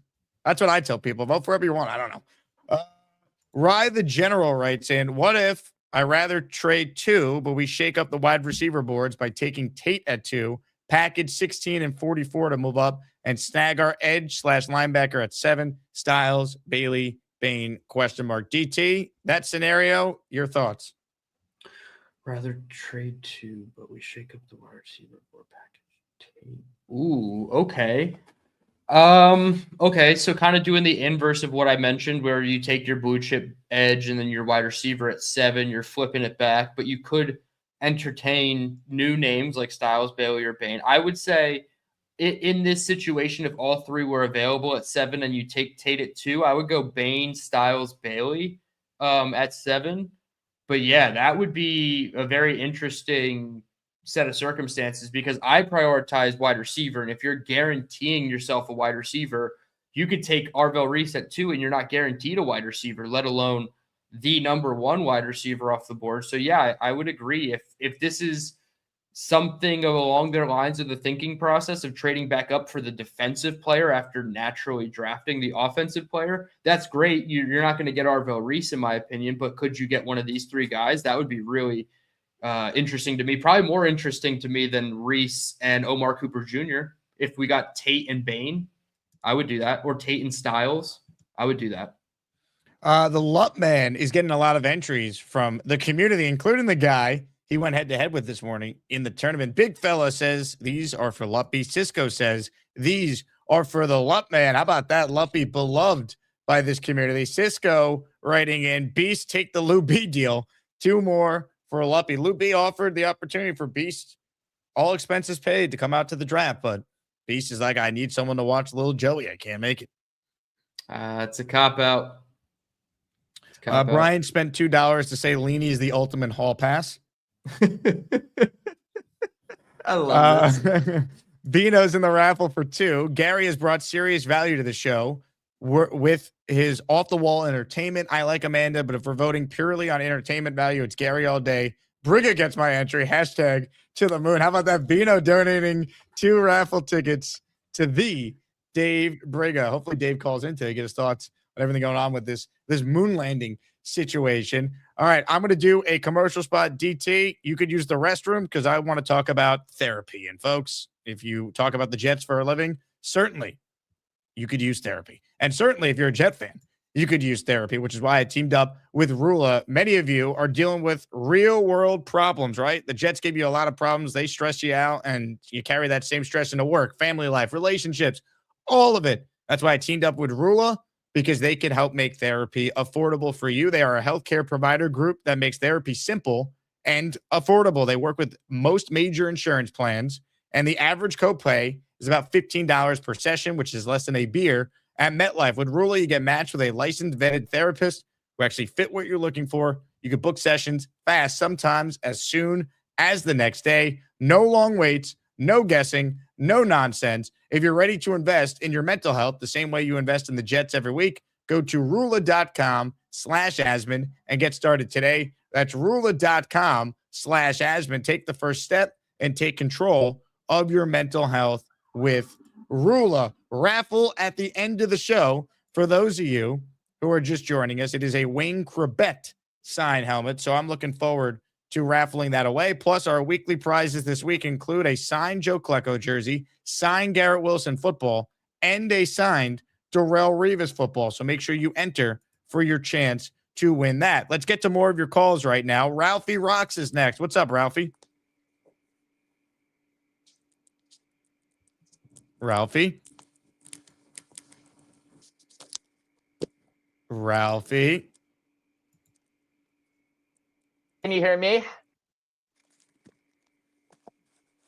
Good job. Can't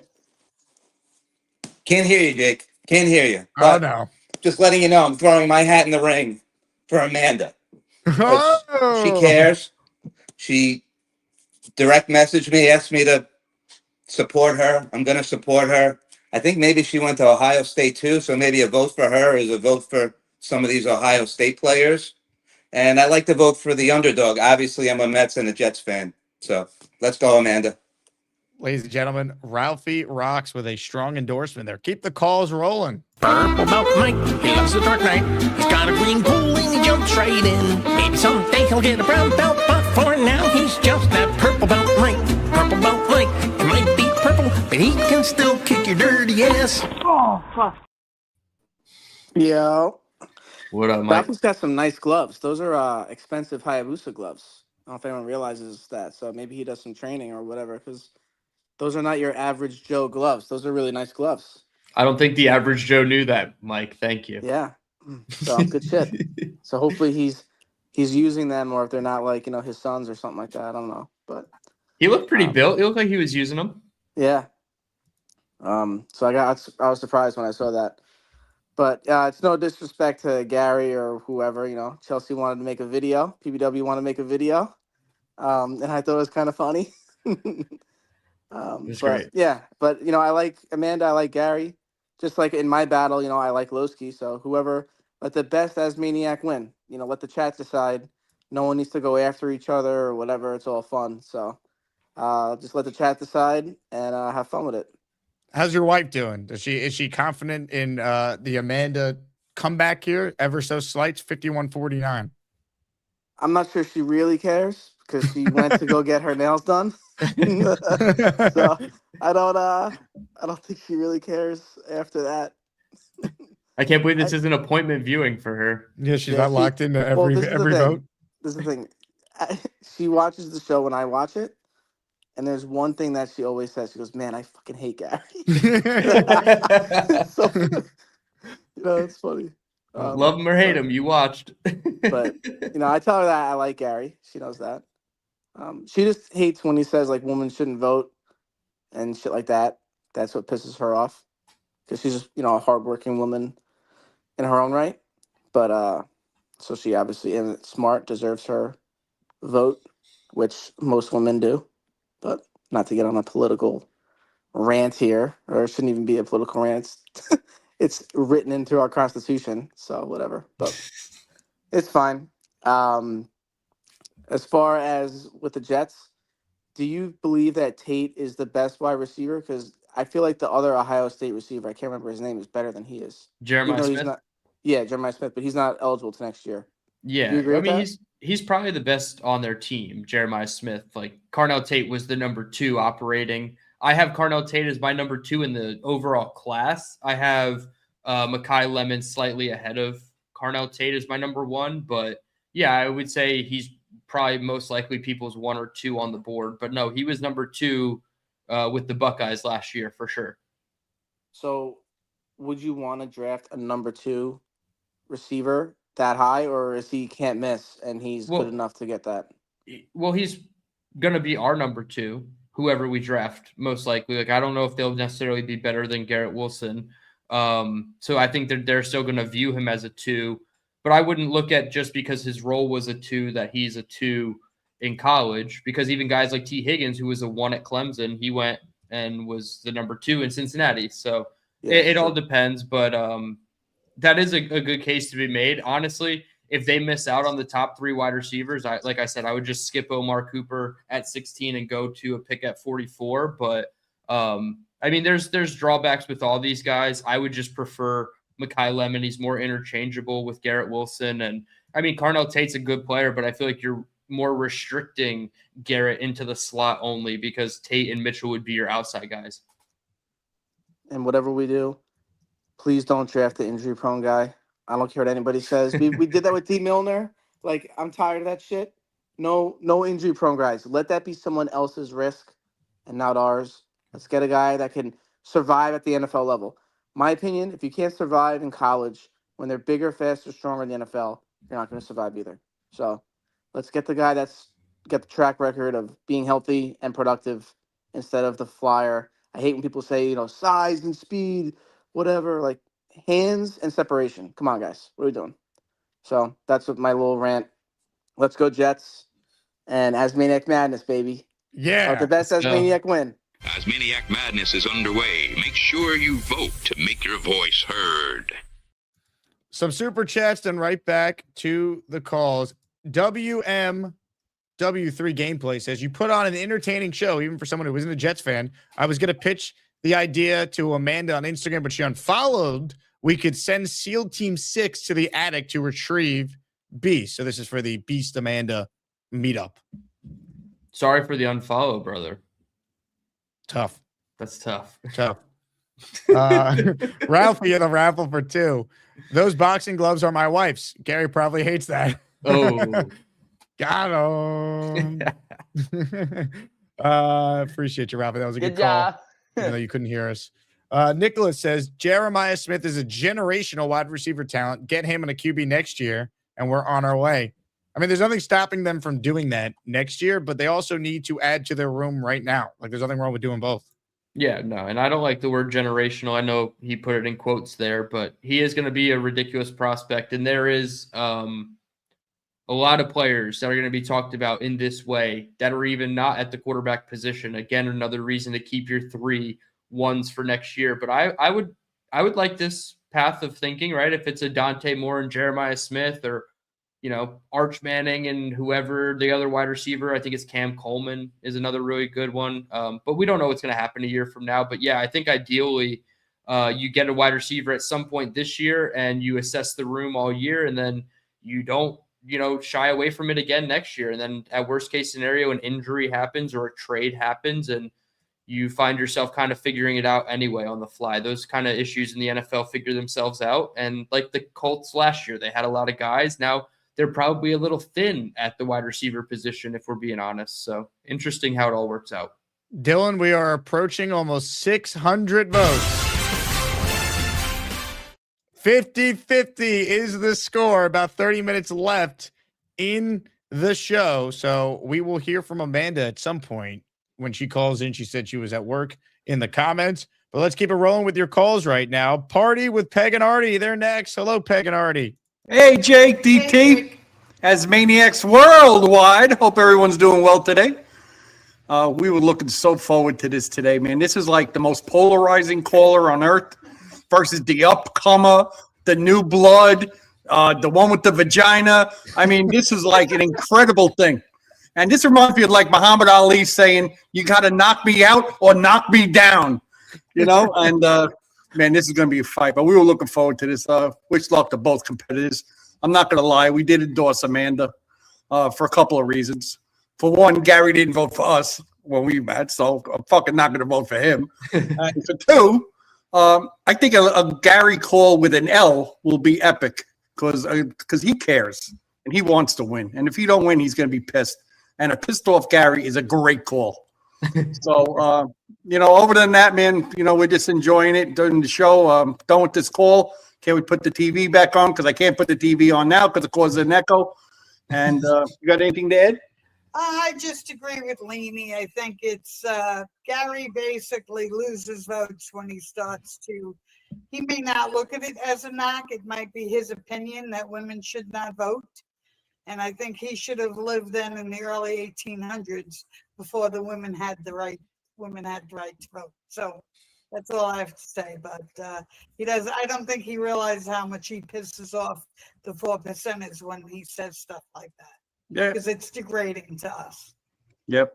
I can't argue with my wife. She is the best. He's a smart man. See you later, guys. Enjoy the rest of the show.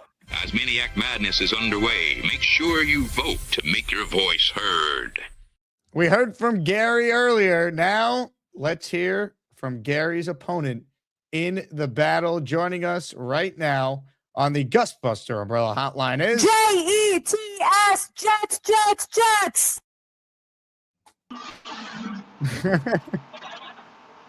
Hi, Jake. Hi, Dylan. What up? Hi, everyone.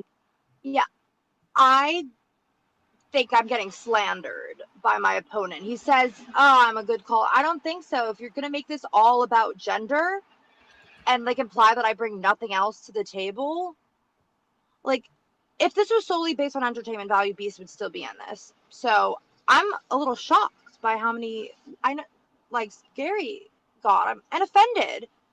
I guess I'm going to appeal to all the men in the chat that have wives, sisters, mothers, grandmothers, female dogs, female cats. Think about what he says and how it impacts us. Yes, Mike Perez was right. The first reason that I called in was because Gary pissed me off so much, and I guess I'm unruly, a little loudmouth, and I had to say something about it. But for, whatever reason, or for all the reasons that, sorry, I'm like at a red light. The light just changed, so, but I love the community. I've been to a lot of events. I know I haven't been here as long as Gary, but I got to go to the Panthers meetup where I got to meet Tom Ace, and I think I met Thunderlips in person and his wife, and Snowball, and just a bunch of incredible people that I've got to see at draft parties and everything. And it's just, I thought at first it was just a Jets show, and it's a lot more than that. It's a beautiful community, and I'm just lucky to be a part of it. I want people to vote for me because they like me as a caller, they like me as a person, not because I'm a woman. I think that's the whole point I've been trying to make. You got to vote for someone, for whatever your reason is, but for the right one.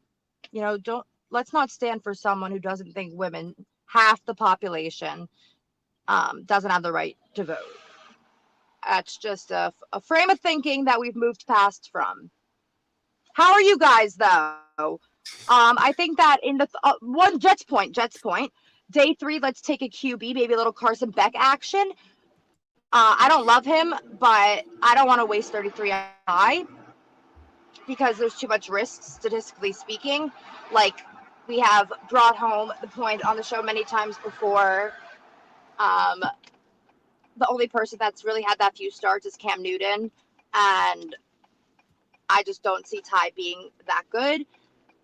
And on a 4th round pick, I was thinking maybe there's this tight end from San Francisco. Yeah, I think there's a Frank Reich tie there. I'm blanking on the name. Stanford tight end. I said Stanford, did I not? You said San Francisco. Well, Stanford is near there. That was one of my dream schools, actually, back in the day. It's a beautiful campus. So I didn't go to Ohio State, by the way, but OHIO, go Bucks. My dad did. So really funny story. My dad, when he proposed to my mom, the wedding gift that my grandparents on my dad's side got for my mom was a Buckeye, which for those who don't know, it's a nut. So we've got big sports roots in this family. My dad is a Jets fan. My dog is a Jets fan. And now, after finding Jake's channel and realizing that, maybe the Jets aren't good right now, but we hope they will be, I found this great community. So, yeah, I think that's Are you good, wearing Dylan. 3 pieces of Asman merch? Yeah, this is great because I'm finally in the neighborhood, so I'm just going to chill at the stop sign for a second. We got our hat, we've got our campaign pin, and we've got the Asmaniac sweatshirt. And the worst part, I mean, if you want to cringe, I brought options. I came prepared because I didn't know what I was going to be in the mood for. So it's a good thing that no one's behind me. But Where's your I also boxing glove? brought, I borrowed that from my gym. I had this little Jets little long sleeve that I could have wore, or the white Asmaniac because I couldn't decide. So I bought both colors. I guess that's my fatal flaws. I'm a little indecisive sometimes. But yeah, no, I'm happy with my choice. I chose black in the end because I thought I would be attending Gary's funeral. Ooh. And now it's looking like the other way around. And that's okay though. Let's win you some votes. What are your thoughts on what is happening out in space today? Fabulous. I'm a huge believer in Artemis and the mission of space travel, exploring the unknown. I think it's one of the most interesting things that we, the deep sea and the outer space, the boggle my mind. So I'm glad that we're making advances in that area. Hell yeah. Amanda, good call. Good luck.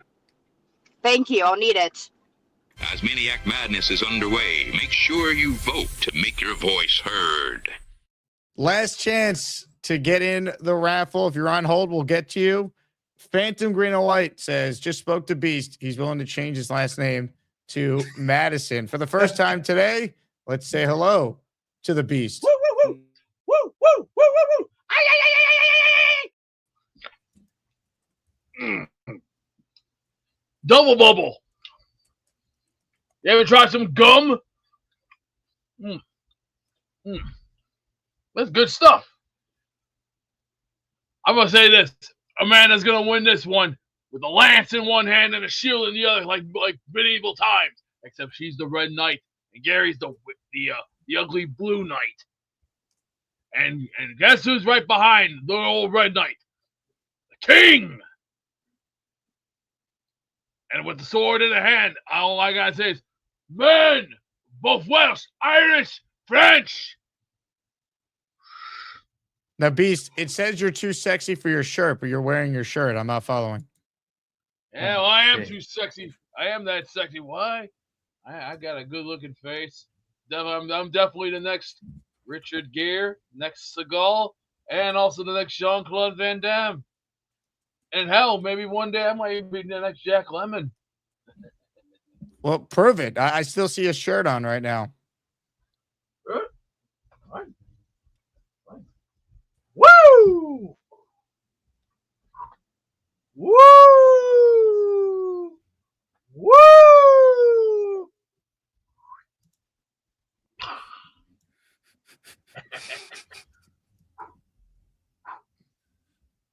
It would be better if you put your ring light on. People can't see. Yeah. And too bad nobody can't do Alex, the old Alex right from 1994. Oh. Come on, man, you don't I'll remember do that Alex? You might be young enough, but you don't remember Alex, right? Do you? Hey, get those dicks out of here so you can hear me. Hey, you don't have this, my friend. You got to work Vote your way Gary. up the ladder. Vote for testicles. Who do you think I am? Who do you think you are? I am. You fucked that up. No, I didn't. Yeah, well, there's only one that I can do it. Yeah, I don't know. Where did he go? He's like a Teletubby. Where's your? That was Sky in the Air. With Rob Van Dam.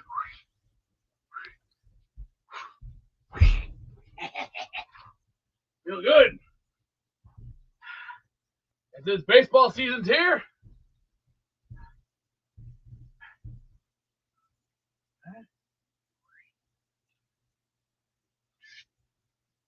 Woo,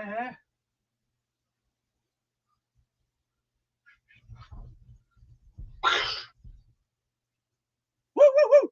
Woo, woo, woo, woo, woo. Ay, ay, ay, ay, ay, ay, ay, ay. Extraordinary. That was quite extraordinary. I think you enjoyed every second of that. I did, yeah, especially Thunderlips and the kid. That was great. And then he messed up the quote. Welcome to something. He's stringing the cheese. Cover the kid's eyes. Oh, yeah. Craziness. More calls. Dominic's next. Rapid fire. If you're on hold, we got to go quick. What's up, Dom? What's up, guys? How's it going? So, man. Let's talk about RVD. He was just RVD on the bed. Now we got RVD right here. That's right. I was telling Jake, I was texting Jake, he's going by Mr. Pay-Per-View, and that's RVD's nickname. Like, he's totally stole it from him. But whatever. Is there anything Beast made that's original? No, not at all.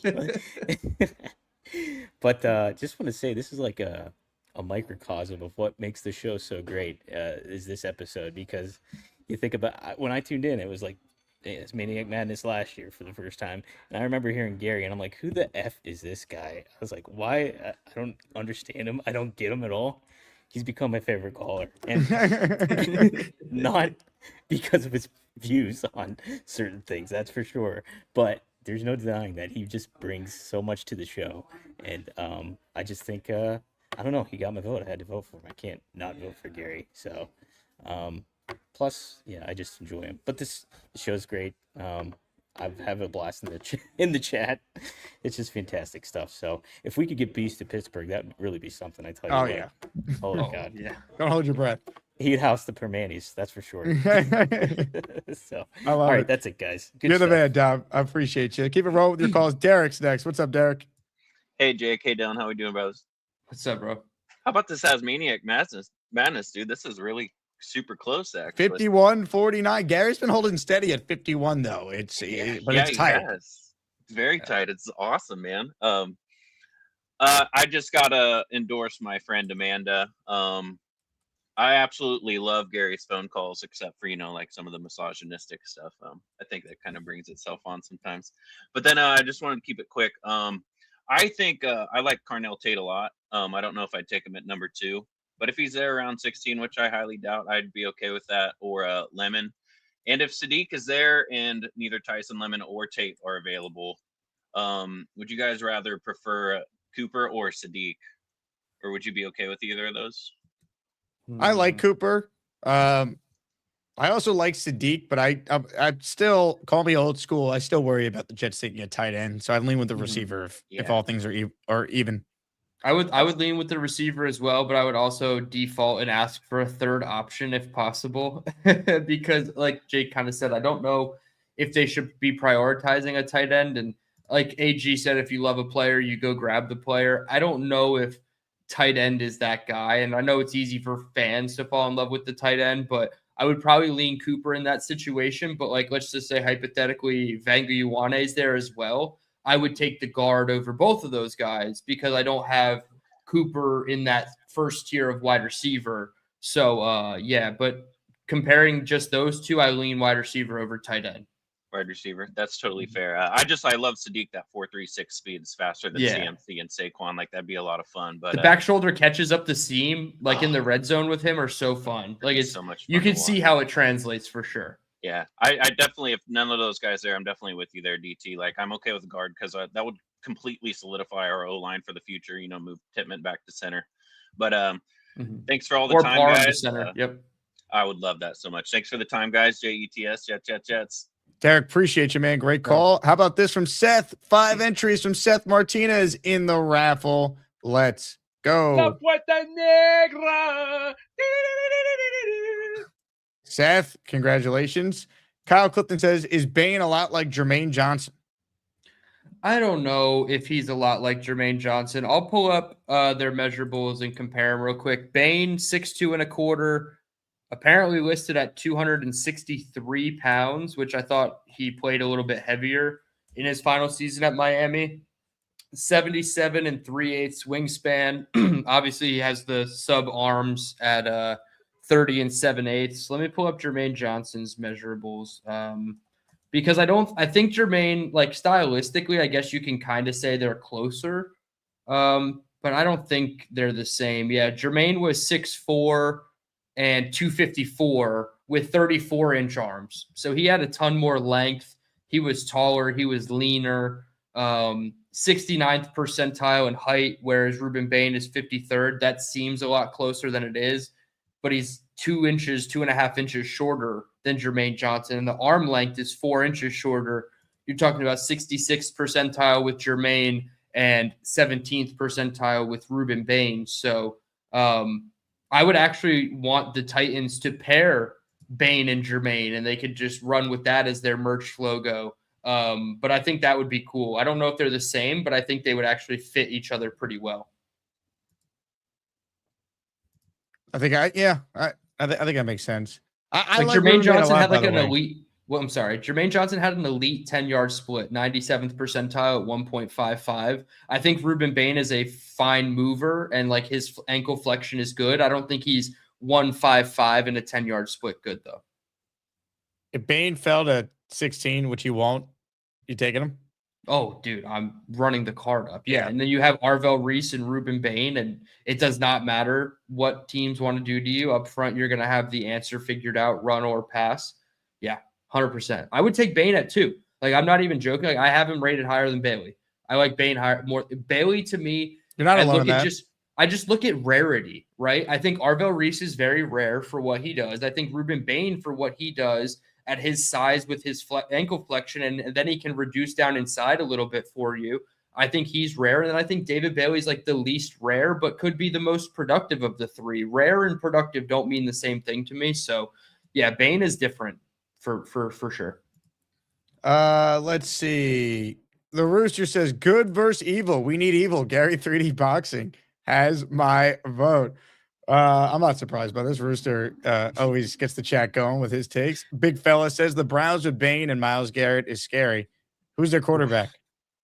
Shadur. Right? That's what it comes down to. Bain and Garrett would be pretty lethal, not going to lie. Let's see. Mike Dems in the raffle for 2 says eat more butter, send the Simps to the moon. Hey now. Good job. Mike, you're in for 2. All right, home stretch. Atlantic City, Phil, are you there? Because I see you're on hold, but I don't see a camera. So I will try and go to you, and let's see how this goes. Exactly how I thought it would. Can you hear me?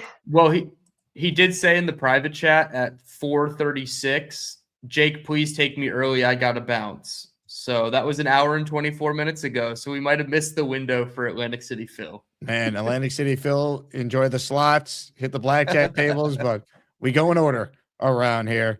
And more of your calls right now, ladies and gentlemen. A man who knows how to win an Asmaniac Madness match is on the line. Holy shit, look at that beard! He has a beard, he's the man. Ain't no Santa Claus. Papa Jet loves the Jets. He's one handsome son of a bitch. It's Papa Jet.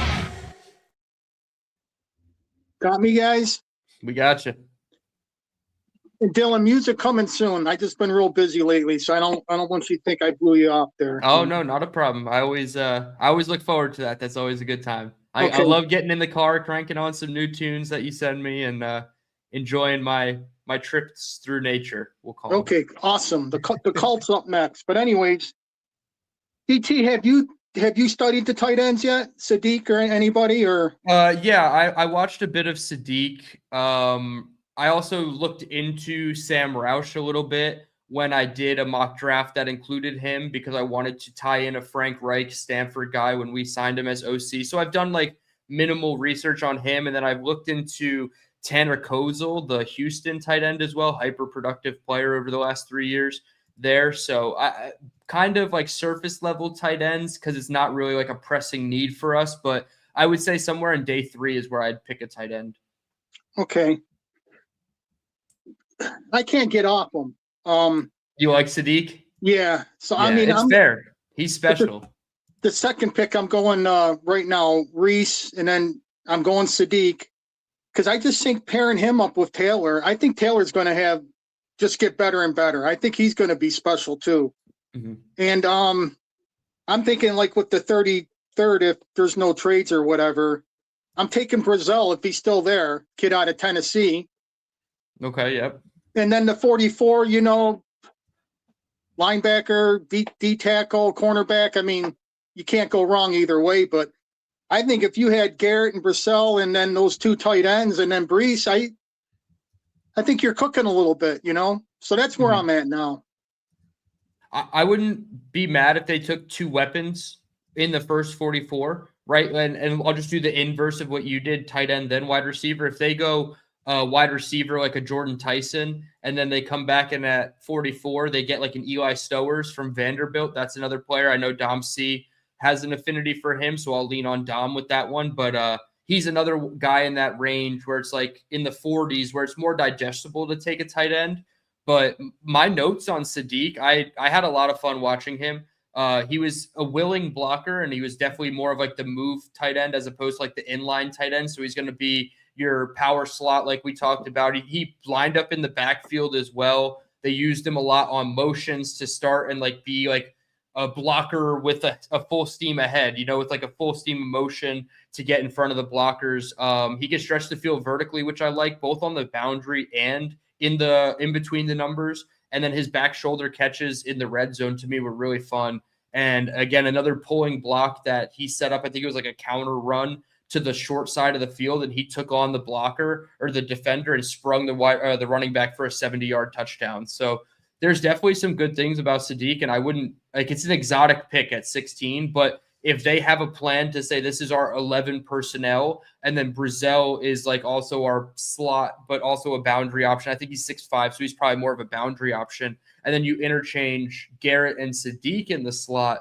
You could definitely do it that way too. I just don't know what Frank Reich's ultimate tendencies are going to be. And maybe that's where Seth Ryan comes in and he's like, hey, a guy like Sadiq at tight end in name with a 4.36 who can go up above the rim and who can block his ass off in space. Sometimes blocking in space is better than blocking in line, because if you have a guy who can do it already in Taylor or Ruckert, go get a guy who can block in space, and now you have a lot more options. So I definitely can get on board with Sadiq, but I don't know if they will. Yeah, we'll see what happens. And Jake, I know you're in a hurry, so I just want to thank all the Asmaniacs for voting for me yesterday, and Adam Too Cool. And Adam Too Cool, you're a good kid. No shame in your game. But I have a tough one next. Even if I wanted to bring juice, how can I do that against Leany? I'm going to look like an idiot, you know? So I got to think of something, but I don't know what the hell it's going to be. Sweet 16. No sweeter Asmaniacs than you and Leany. It's going to be a good matchup. We'll see what happens. Yeah, she's a sweetheart, so. Mr. and Mrs. Claus, some are saying. We don't know, though. We'll see if the chubby bearded guy can pull it off. We'll see. Good luck, Papa. Appreciate Great you, call. Papa.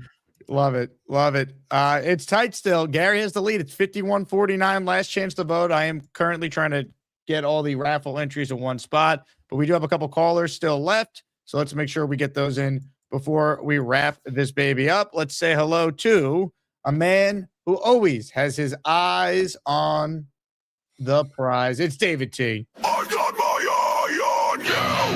Checkmate me full screen. It's fireball whiskey time. David motherfucking T.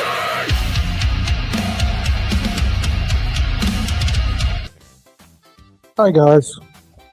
David. Can you hear me? Hi Max. Hey, it might be a little too late, but I'm here to promote her, Amanda. She, first and foremost, I like her Jets take better than Gary. Gary seems to wrap stuff out of the air. She's more level-headed. She lives in New York, and you know she can spread the Jets and Jake Asmaniac program around. Gary lives in Texas. That's not his fault. But anyway, and if you want to make it a man woman opposed thing, I think Gary's outdated. I mean, especially this week, shooting women up in space. I was around years ago when the Challenger went down, and the whole crew, and there were 2 women on the crew, and Krista McAuliffe, I believe, she was a teacher and family, and you know they put their lives on the line for the USA, and I can remember, you know, being so proud of them. So I think Gary's a little outdated on some of the stuff. I love it. It's a good take, David T. Oh my God. And as far as the Jets take goes, Can you hear me? I hope because of our friend Garrett Wilson, the Jets come off with one way or another 2 quality wide receivers. Good job.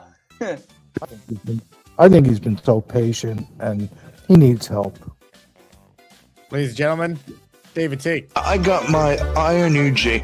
I hope you like my Jets take. You know they call me David T. It's not easy for me to see, but if you bring me full stream, you might like what I had to say. I'll need to get real damn close, cause my vision is dog shit. Okay, couple calls left. Let's say hello to a man who always knows how to chill. Gator says, I think Big Cho might need an intro. Big Cho. Yeah, it's nice. I like my recliner. No, I just called to check in. Big Cho. I don't like all those wrinkles on my head. I don't have that many wrinkles. We're talking about Big Cho.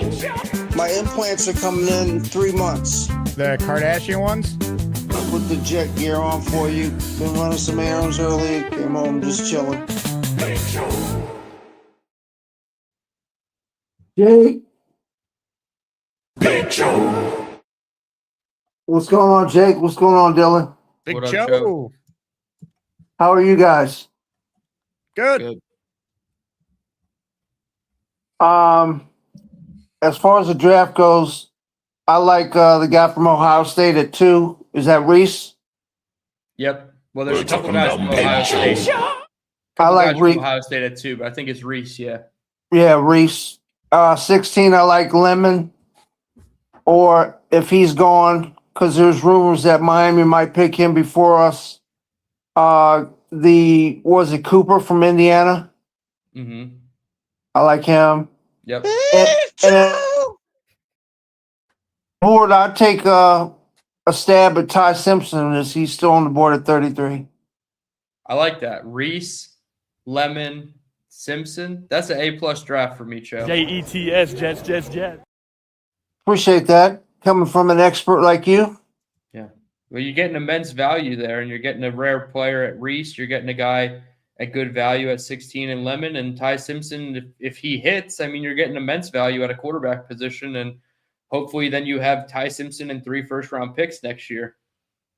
Yeah, that would be nice. Do you think Lemon will be around, or do you think Miami's going to get him? I think they pick at 11. I don't know if it'll be Miami at 11 or possibly the Rams at 13. But I think there's a good chance Mekhi Lemon is not there at 16, but you never know, right? They could like Cooper from Indiana, like you mentioned, and somebody could take him before Lemon. So I think Lemon could be there at 16, although I'm not hopeful that he will be.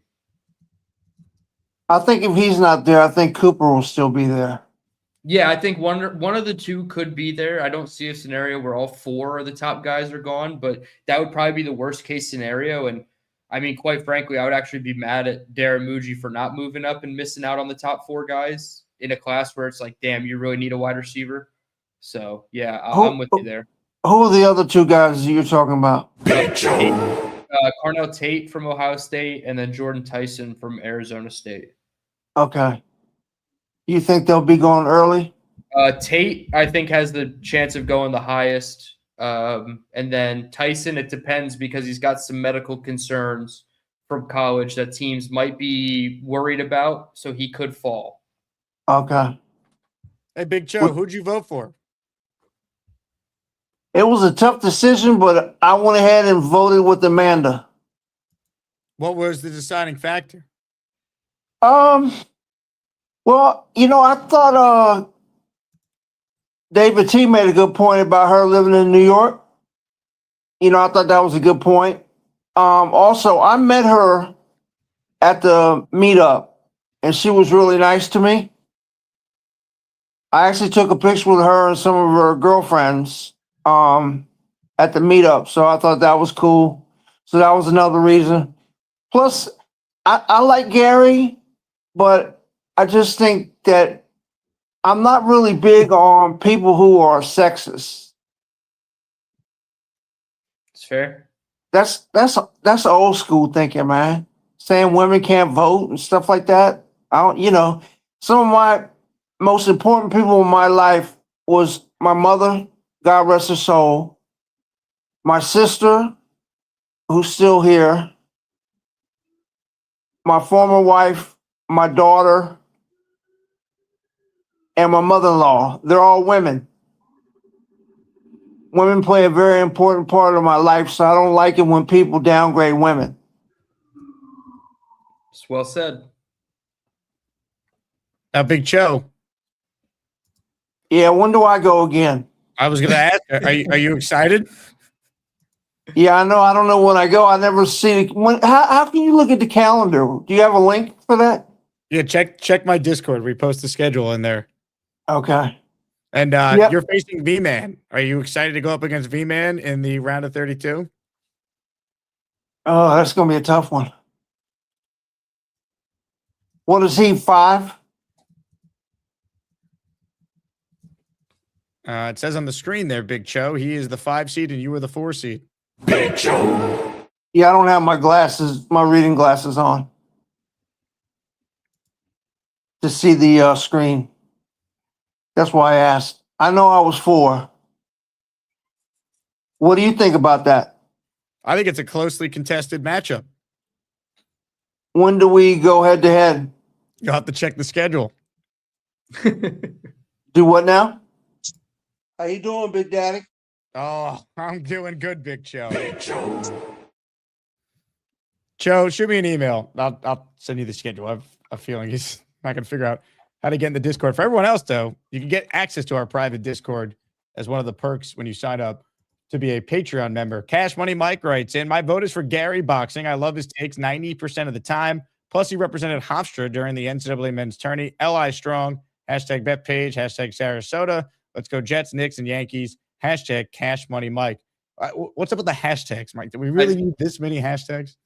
I need to know what 10% of Gary's takes Cash Money Mike does not agree with. Probably the ones related to women's rights. M123 says, has Gary ever done the Jets chant in his life or on the show? I feel like both he's done it, right? I mean, if he's done it in real life, he's done it on the show. But. Well, I think he's definitely done it in real life because I was with him, I'm pretty sure, when he did it at the Long Island meetup a few years ago. I think he's done it on the show, right? Mm-hmm. At least it wasn't as forced as Allen. Yeah, Allen was in pain trying to do it. It's embarrassing. All right. Let's say hello to Stefan, who's up next. What's up, Stefan? I'm glad you figured out how to call in. Or not. We got 50% of the way. No, he almost got it. He was able to call in, but he couldn't actually verbalize his points. Damn. Let's try BK and Maddie. Hello, BK and Maddie. Hey, what's Gary's actual take on the women voting? What's his beef? No women should be allowed to vote. Like, regardless. And he wants the voting age. I think he said yesterday he wants the voting age to be 25 in general too. I mean, like, I'm okay with that. I'm okay with like the taxpayer stuff, but just outright banning women seems a little excessive. I haven't voted yet, and that's kind of swaying me one way. I mean, Jake, you saw my 6-week-old baby girl. I think I have to do her right and vote against Gary here. You might have to. You're a girl dad, BK. Yeah. Gotta set the precedent now. Yeah. Gary's making enemies. But yeah, I would love to hear what Gary's explanation for that is. And again, I get the taxpayer thing, but just women in not voting in general is just crazy. Mm-hmm. Well, Gary, if you're out there and you want to clarify, call in. Thunderlip says he said 1 vote per household. Gary is a girl dad. That's both things are true. He did say that, and he is a girl dad. I mean, what if a woman lives alone and What are your like owns thoughts on other owns a takes house? of Gary's, though, BK? Do you think plants are trying to kill you? I mean, he makes some good points about the moon. I'll give him that. But no, most of the stuff is pretty crazy. What do you like? The salad and the butter and all that. Yep. You can't keep track of all that stuff, honestly. He said a lot of things. He does say a lot. The word salad. He won't eat the word salad. No. That's trying to kill you. Yeah. All right, guys. I'll talk to you. BK, thank you. Take care, Good man. call. Very good call. I am almost done counting all the raffle names here. Should we do the raffle first to kind of build up the drama before closing out the poll? Sure, yeah. Give everybody a couple extra minutes to decide who they want. There's All some right. people who I know who haven't voted yet. Last chance to vote. This is your final opportunity to get your voice heard. And what has been a matchup that has lived up to the hype. Amanda's run a great campaign, to her credit, because I think when the brackets first came out, nobody thought that anyone would have a chance against Gary. And this was 50-50 at one point. It's still tight right now. So there you go. On that note, I'm ready for the Wheel of Champions, but let me bring on the Master of Raffle ceremony. Don't let go of the rope. What rope are you talking about? This whole team looks like it's shot to shit. Who the hell you think you are? I am. Tomorrow, ladies and gentlemen, is going to be the heavyweight matchup between Luby and Mr. Bonesy, the former world heavyweight champion. Yeah. You expect fireworks and mayhem to blow up the roof off the gazillion tight Madison Square Garden. Ooh, yeah. Now, ladies and gentlemen, now are we ready? Yes, we are. Now, let's go over here to the Wheel of Champions and get ourselves a winner. Vanna White, come on down. Let's go get the wheel and spin that wheel.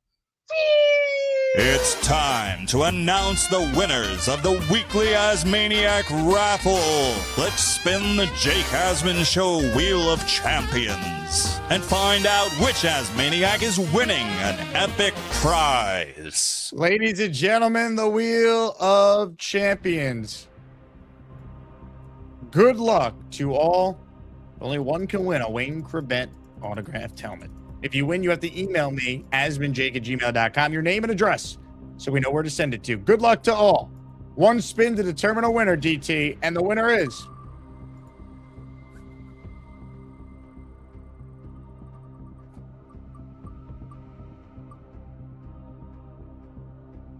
He's done it. The Luck Man has done it. No way. He said he wanted to be the first person to ever win a raffle prize on a day that he lost at Asmaniac Madness, after he was the first to ever win a raffle prize on the day that he won a raffle prize. The Luck Man delivers. He's winning a signed Wayne Corbett helmet.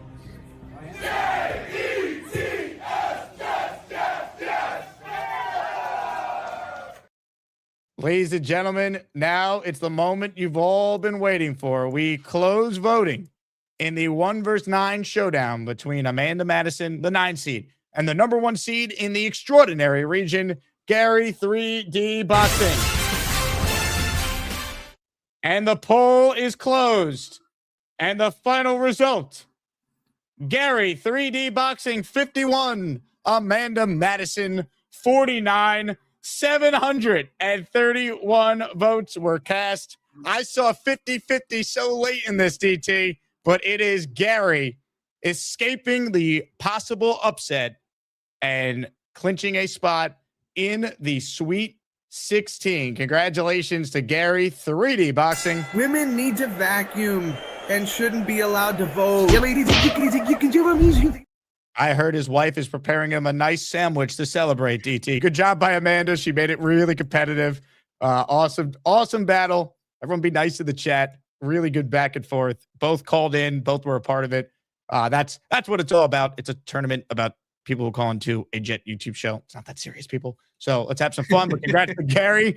He's moving on. And that's a lot of fun. A lot of fun. Great battle. Great job by Gary and Amanda there. We'll have the Chuck Wagon and Dave Briga tomorrow morning. And then tomorrow afternoon, the champ is back in action, Mr. Bonesy and Lou B. Dylan, what were your thoughts on this one, man? This was epic. Yeah, shout out to Amanda for hanging tough. Gary, I feel like sometimes Gary is just too inevitable. We were at 50-50 while the wheel was spinning. I did notice that we were at 50-50 for a minute. So perhaps you asking if we wanted to do the wheel first might have helped Amanda in the beginning, but by the time we came out of the wheel, it was 51-49 again. So there was that little sweet spot where Amanda had it locked in for overtime, but that was a hell of a matchup. Excited to see how far Gary gets this year. He was knocked out in the Final Four, and now we'll get a chance to see if he can go even further on that, build off his performance last year. So, well, look shout ahead. out to. I mean, if Dave Brigham beats Chuckwagon, you talk about a rivalry. The moon landing battle. Dave and Gary for a spot in the regional final of the Elite Eight. Oh, you're gonna have to pull all the pictures that were posted over the last 48 hours from NASA or wherever it is. So you gotta. We'll definitely be locked into this one. But at the end of the day, this is the extraordinary reason for one reason, and that is that man you see on your screen looking like the celebrity deathmatch version of Gary 3D boxing. Unbelievable. What a battle. Incredible. Before we get out of here, I just want to shout out our new presenting sponsor, PrizePicks. Folks, download the PrizePick app. You can follow me there on PrizePicks. Just search Jake Asman. We're going to start putting together picks for NBA, NHL, obviously MLB. If you're a New York sports fan, we'll have picks for that. When we get closer to football, we'll have plenty of stuff related to the Jets. But this deal with PrizePicks is going to be a ton of fun. Got a great promo code where if you put in $5, you'll get $50 immediately. Just use HMA when you sign up. Shout out to PrizePicks for being our new presenting sponsor. Make sure you go and subscribe to the Dylan Tereman Show. He's about to move. Moving is not cheap. He needs your support. So go subscribe to DT's YouTube channel. He just posted the link in there. DT, anything you want to plug on the way out? Yeah, absolutely. The Dylan Tereman Football Show, we're 75 subscribers away from 2,000. And then at 2,000, we are giving away a signed Curtis Martin mini helmet. So we have that in our possession. Only 75 more subscribers. So the Dylan Tereman Football Show at Dylan Tereman on YouTube, as you see it down the bottom. Going to take a bit of a hiatus for the next couple days, but Monday, April 6th, we will be back on the channel in some capacity, probably a live form show on Monday night. And we start a new endeavor. We're no longer with Believe, but we have Roundtable Sports coming down the pike for us. So really excited to dive in with Jake and Matt and Matthew and Richie, of course, and get with the Roundtable Sports guys. So Dylan Tereman on YouTube, as you see it on the bottom right here. Hell yeah. Great show. Everyone liked the video. Make sure you're subscribed to the channel. Congrats to Luppy on the Wayne Corbett helmet. Congrats to Gary on the narrow escape from Amanda Madison. This was a fun one. And you know what? In honor of Gary winning, let's play maybe some of the best of Gary 3D boxing. I mean, is that such a thing? Ladies and gentlemen, sit back and enjoy Gary and Dave Briga.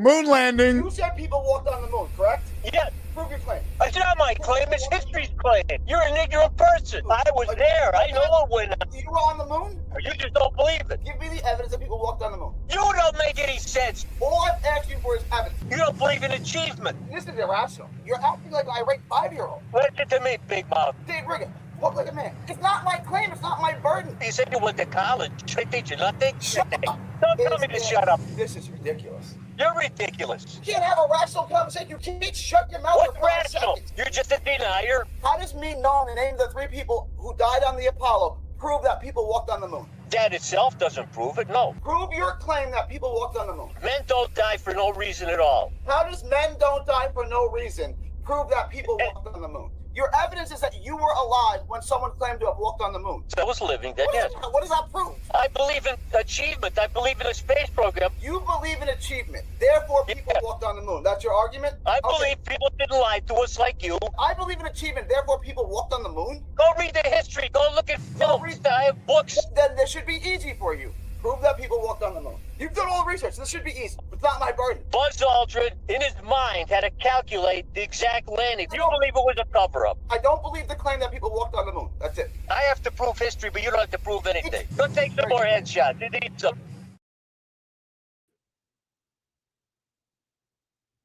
I gotta go take a Renzel. Thank you.